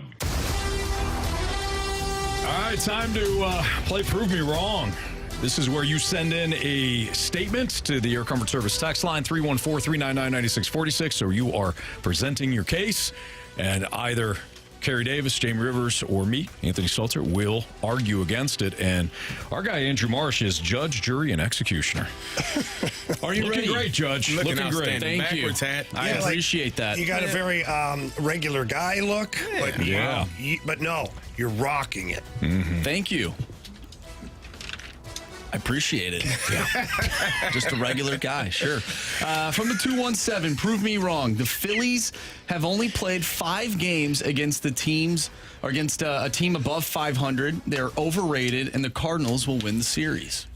You can't be overrated when you have a run differential of plus 88 and you play in a stacked division like the National League East. The Philadelphia Phillies have not one but 2 aces in Aaron Nola and Zach Wheeler. Their lineup consists of JT Realmuto, Bryce Harper, Alec Boehm, Bryson Stott, Nicholas Castellanos, Edmundo Sosa, former Cardinal Edmundo Sosa, who's played well. They don't even have Trey Turner in their lineup right now. He's on the IL. Wait till they get him back. No, they're absolutely loaded. And again, if I may, plus 88 run differential, I think that's pretty good. Anthony, you provided the statistics. Even if no one pays attention to them, I was, and that's all that matters. Short, though, that time. Yeah. Absolutely. So congratulations. Thank you.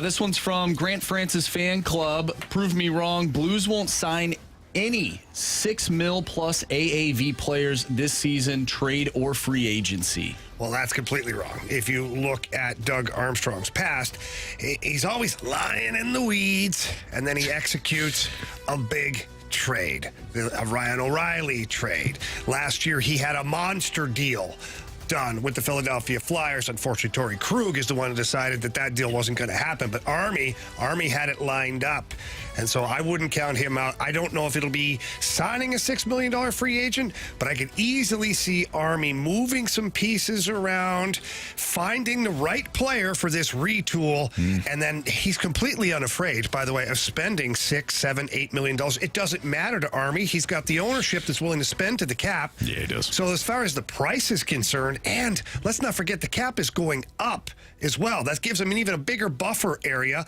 So now Army can go out there with his cards held close to the vest. All of a sudden, just bam, drops that ace of spades when you don't expect it. And you got your deal right there. Yep.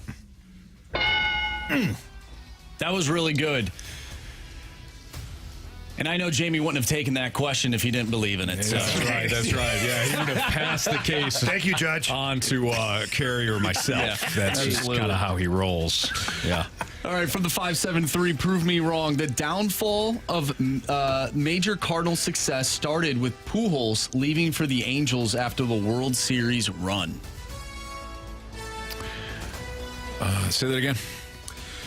Prove me wrong. The downfall of major Cardinal success started with Pujols leaving for the Angels after the World Series run. No, I'll tell you when things had a downfall here for the Cardinals. It was when Tony La Russa and Dave Duncan were no longer a part of the organization. You lost the Cardinal way with Tony La Russa, and by extension, the great Dave Duncan. There you go. That is when things started to transition. Did losing Pujols hurt? Sure. He also made it to the World Series in 2014 without him. So there's that. Tony La Russa, Dave Duncan, that was the magic elixir. What? It was on a technicality. What's the technicality, Judge? If you don't mind. Anthony said 2014 World Series. I submitted the wrong paperwork. Damn it. The concrete details weren't detailed enough. Jack just said they went to another World Details matter. Series. Details matter, Anthony. If anybody should know that, it should be you. Yeah. You're the stats guy, too. Yeah. Sure. Everything else sounded pretty good, but unfortunately, details do matter, especially in an investigation. Reacher. Yeah. From the 314, prove me wrong. There's only one way to put toilet paper on the toilet paper holder, and that is over. Anything else is un-American. Okay, So you go with the beard instead of the mullet, is what I'm getting at. I think it all depends on what kind of a grabber you are, quite honestly. And that's the reason I think that you can have both ways and be right at the same time.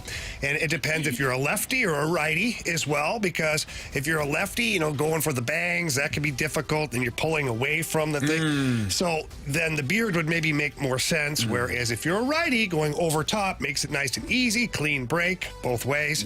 And then you have your perfect setup. So there's definitely not just one way of doing it.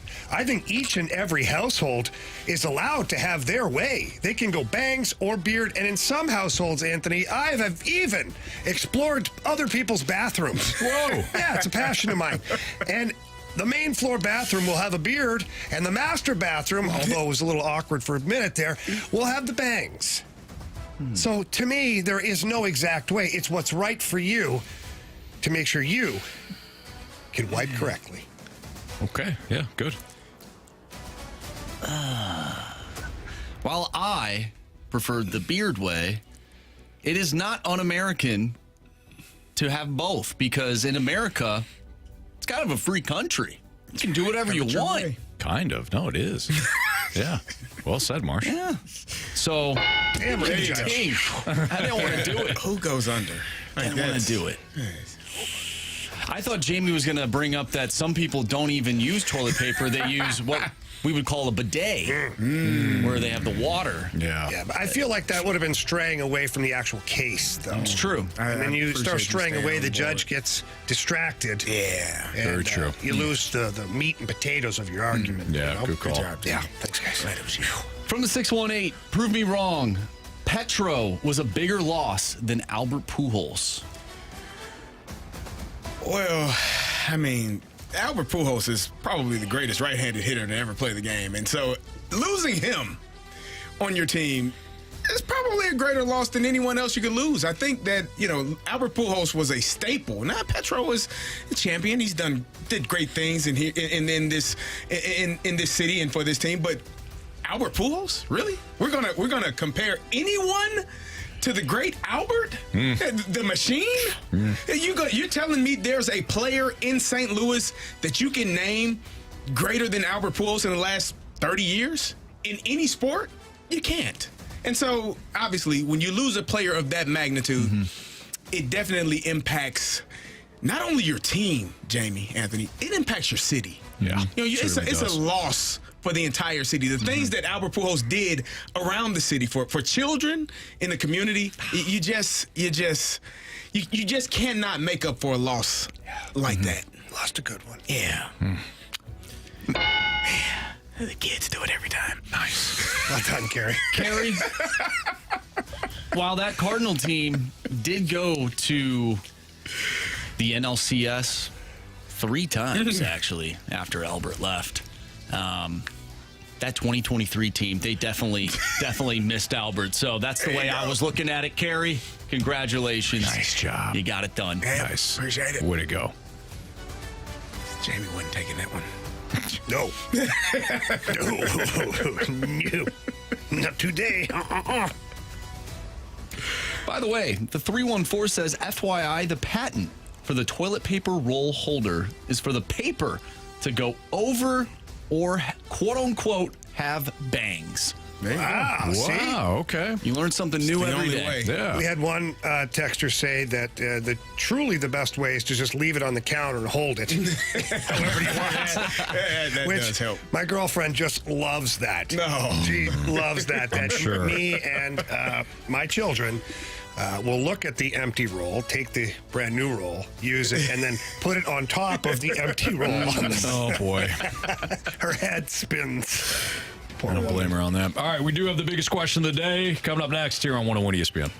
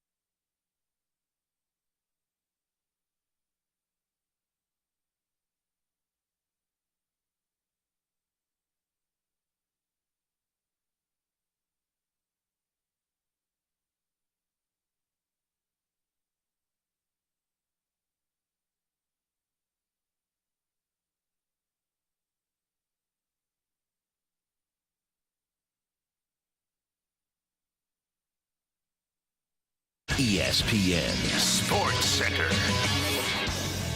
I'm Andrew Marsh. It's time for a Sports Center update brought to you by Saliga Heating and Cooling. The Cardinals win earlier today by a final score of 5-3 over the Cincinnati Reds. They take that series. They'll have tomorrow off, and then they'll take on the Philadelphia Phillies on Friday as Miles Michaelis will go up against Aaron Nola with a start time of 5:40. If you've missed anything from today's show, including our interview with BT, make sure you go to the website, 101ESPN.com, or check out the free 101 mobile app. Just head to the podcast page, and you'll find all of our interviews and full shows there. And it's all brought to you by Dobbs Tire and Auto Centers. Tonight on 101 ESPN, we'll have Game 4 of the Western Conference Final between the Edmonton Oilers and the Dallas Stars. Pre-game for that one starts at 7 o'clock. Dallas leads the series 2-1. We have our biggest question of the day coming up next. I'm Andrew Marsh, and the Sports Center update is brought to you by Saliga Heating and Cooling, an independent American Standard heating and air conditioning dealer.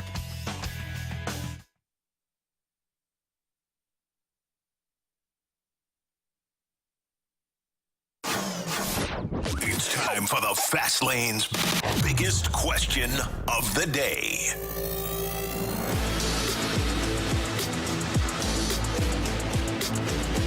It's the Fast Lane on 101 ESPN. Carey Davis, Andrew Marsh, and Anthony Stalter. Jamie Rivers off to a graduation, so we won't be here the last two segments. But we do have the biggest question of the day. So, Marsh, what do we got, kid? So earlier today, we were talking about Jason Tatum and Matthew Tkachuk, and I believe that those guys are superstars, but they have yet to win a championship in their own right. Right. So my question is for you, what takes a player, how do they jump from being just a star in the league to being a superstar? Do they have to have a finals appearance? Do they have to have a good playoff record? Or can they simply just put up numbers in the regular season and be just that type of guy? Yeah, I think that in order to be a superstar, to me, you got to be a great player and you have to be popular. I don't know if you necessarily need to win a championship, because look at Shohei Ohtani. I mean, is he not a superstar? Mm-hmm. He does not have. I mean, he didn't get a playoff win, did he? For the Angels? They didn't even go to the playoffs. Mike Trout has not yet. He has yet to win a playoff game. I mean, we still consider Shohei Ohtani a superstar, right? So I don't think you have to win a championship in order to become one. It certainly helps, but I think it's more about popularity and how good you are. Do you have to win an MVP to be a superstar? Because I'm looking, I mean... It's a good question. I think it's more like you can be a star, but to be a superstar, to me it feels like that's an MVP winner. Like, yeah. Devin Booker is a star. Is he a superstar? Would you consider him a superstar? He's never won an MVP. No. And Jason Tatum is in that category as well. I guess, is Chris Paul a superstar? No. Really? I would argue that he's a star player. Maybe not now, but he was a superstar. I mean, maybe they at had one to point. deny a trade to the Lakers because they would have been so stacked. But I don't know if he was a superstar. Superstar. Yeah, like, I think he was a star. I think it's different levels. Like when you think of superstar, Nikola Jokic, you think he's a superstar. He's a 3-time MVP. Stephen Curry, Giannis. You know, like those are Joel Embiid.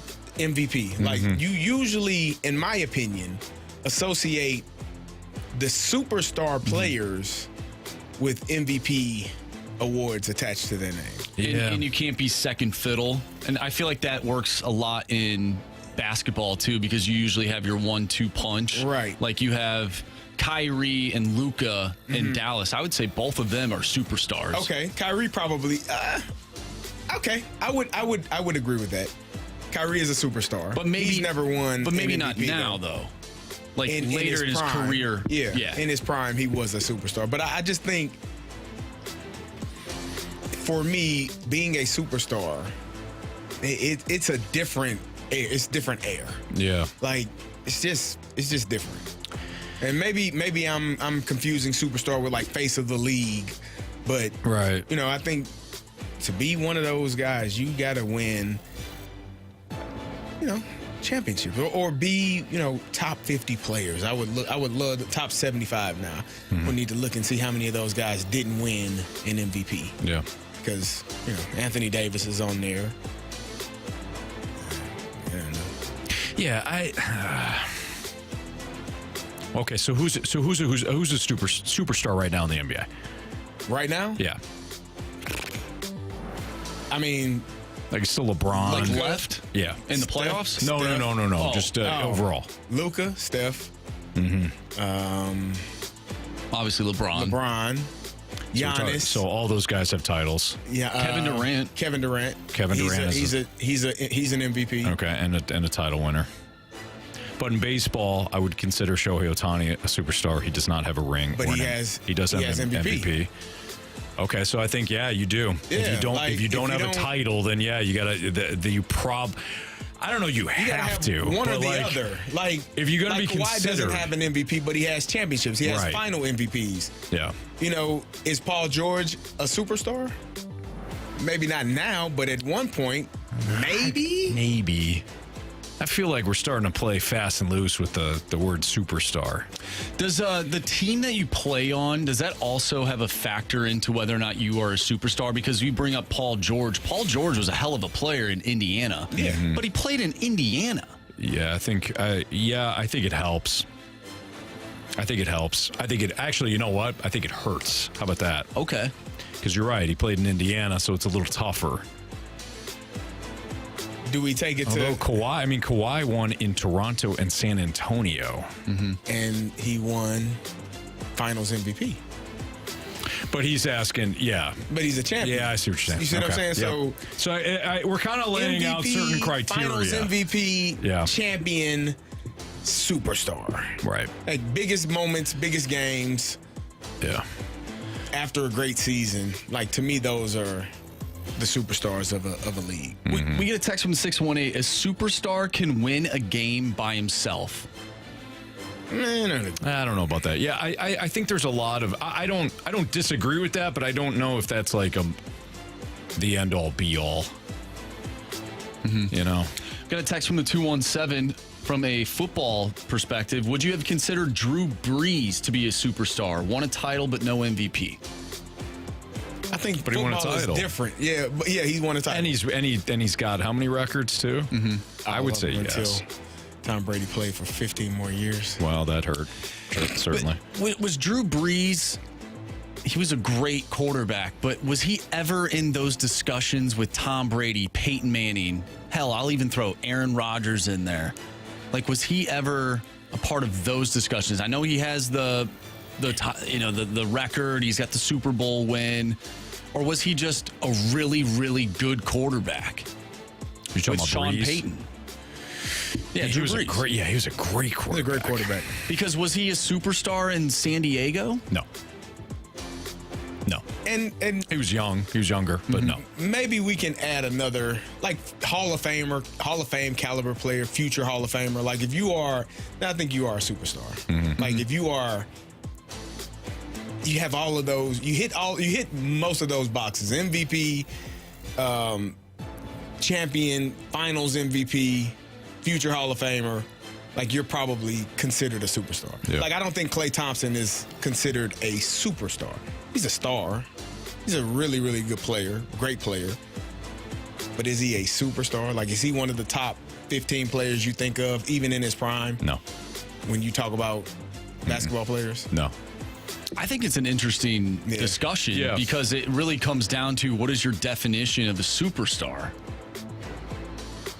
Yeah, I think we kind of hit on some of the criteria. I also think like endorsement deals come into this conversation too. Yeah, I saw somebody from the Snake Pit mention if you have a shoe, then you're a superstar, which that's pretty good. Yeah, it's interesting. I think we kind of outlined some of the parameters. I think we kind of we kind of workshopped it a little bit here with the title and the MVP and things like that. So it was good. Last text right here from the 616. In my mind, a superstar transcends their own sport.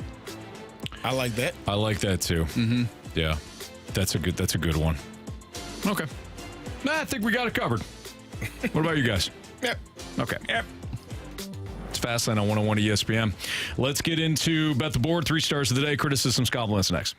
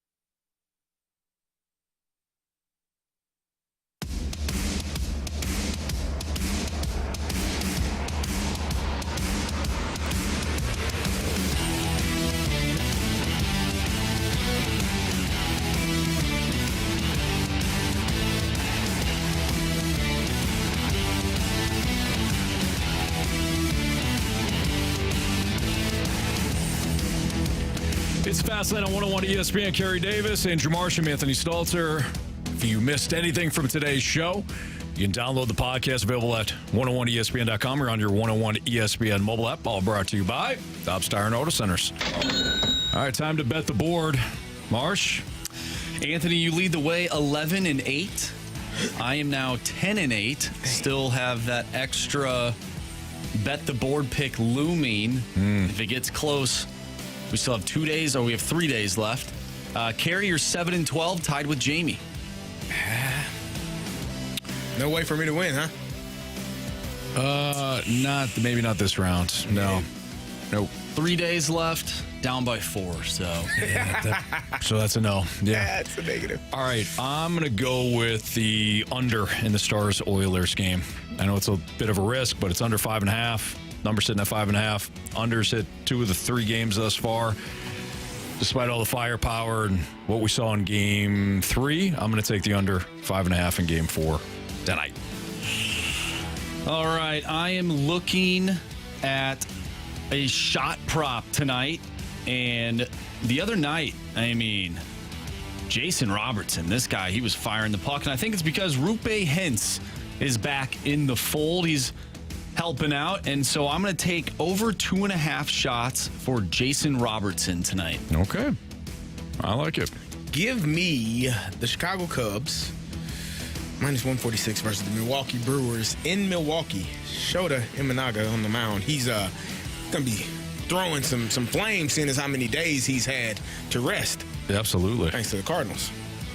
What's funny is that I was looking at that. Now I know what you're talking about with the odds because I saw -152. I'm like, oh, can't take that. Now I know. It dropped down. There you It's go. 146. Hey, you shop around. Carey, you're smart. Yeah. I like it. Yeah. Okay. What do we got for criticisms and compliments? We have one from Swan, who said, great show today, guys. Love the Cards talk. And what is a superstar talk? This was the first show I was able to fully listen to in, I think, 3 months. Have a great day, guys. Oh, appreciate that. Thank you. It has been a while since we've heard from Swan. Yeah, it is. Busy work. It's always good to hear from you.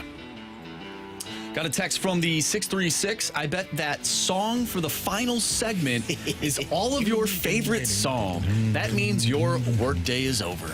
I mean, it's certainly nice, Yeah, you know, it feels good. Yeah, it does. Not gonna lie.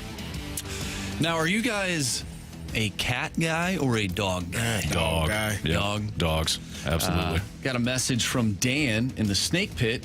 Got a roll, Snake Pit. The cat just threw up all over my bed. Oh, no. Gotta get the sheets in the wash. Sorry about it, man. I feel like dogs do that too. Dogs will just poop right on the floor. Absolutely. Yep. It happens. You hear that? Yeah. What time it is? Everybody take cover. Yeah. I agree.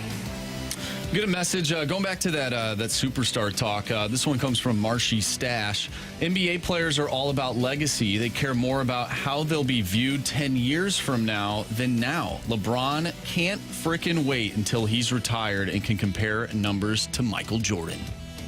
Yeah, you can compare numbers all you want. There's only one GOAT. Then that's it. That's all I have to say about That's all I that. have to say about that. So you're an MJ guy. Oh, no question. Yeah. He knows. There's only one.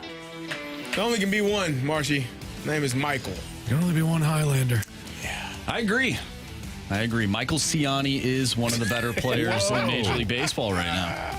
Didn't see that coming. I mean, he literally is. He's one of the best center fielders. In ever, Bob. Right. Well, I wouldn't go that far, but he's playing good baseball. This is, again, from Swan. I'll be back to listening full-time. Was hard with baseball consuming my life full-time as a coach, so I'll be back to listening for the summer. Right. Speaking of coaching, Anthony, what's on the docket for you? How did the Falcons do, and is there another season coming up? Yeah, we got full. Well, the Falcons finished 8-0. Nice. Won the... we didn't have playoffs, but we won the Bourbon Bowl. Yep. Now they're kindergartners, but for the dads and the moms, it was the Bourbon Bowl. Okay. Mm-hmm. Yep. Yeah. So we won 8-0. Boys played incredibly hard, practiced hard, focused all the way through. Had a lot of help. My wife Kristen helped out big time as well for putting up with me as I scribbled out a playbook each and every night. Fall, but we got the fall. We got baseball going on right now. We're the Astros. Team Astros. Cardinals were unavailable? I did not choose. Would it have been the Cardinals? Would it have been the Giants?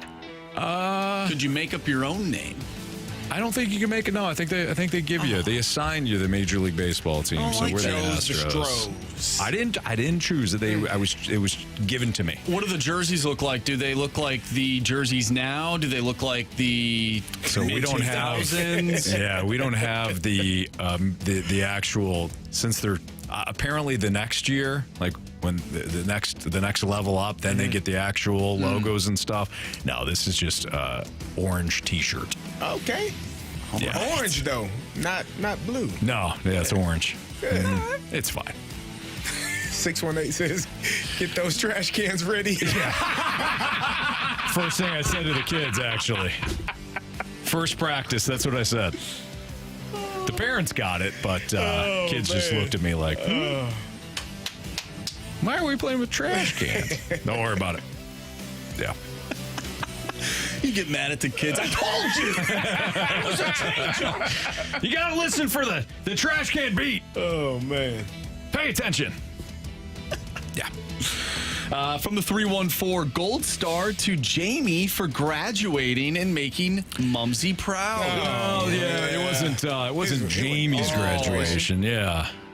One of the kids. Sure. Yeah. It wasn't him that graduated, but I'm sure he appreciates that nonetheless. Get a text from the 618. My son's T-ball team jerseys are purple, and their coach is calling them the Grape Dragons. I hate hearing that coach yell the team name every week. But thank the coach nonetheless, though. He's putting in the work. And not getting paid, I'm sure. No. There is a league where they pay youth coaches. Let me know. Yeah, no, I don't. They not. I don't think they're paid. But that'd be nice, Carey. Yeah. Are you guys ready for the 3 stars of the day? Hit it. Indeed. Our third star of the day, a late addition here, but we have to give it to Dan's cat. Hopefully the cat is okay. Yeah. We certainly care about that cat. Mm-hmm. Don't want cats throwing up. No. Not your bed. That's frustrating. No. Second star of the day goes to toilet paper. No matter how you roll it, you need it. Very true. Yeah. I mean, March brings up a good point with that. I like that. And our first star of the day, via Anthony Stalter, goes to Nolan Arenado. Yeah. But really, Anthony Stalter. No. You know, I mean, like I said, I do what I can. It's not about me, guys. It's not about me. It kind of. That one Did I spark him? Sure. Yeah. But again, it's more about Nolan Arenado getting the right pitch to hit. One pitch, one zone. Oh, yeah. Did I choose him when nobody else believed in him? Yeah. Did I provide him the motivation? Absolutely. But again, it's more about Nolan Arenado, not about me. All right, for Andrew Marsh, for Carey Davis, for Jamie Rivers, I'm Anthony Stalter. Oilers Stars pregame coming up in an hour. See you.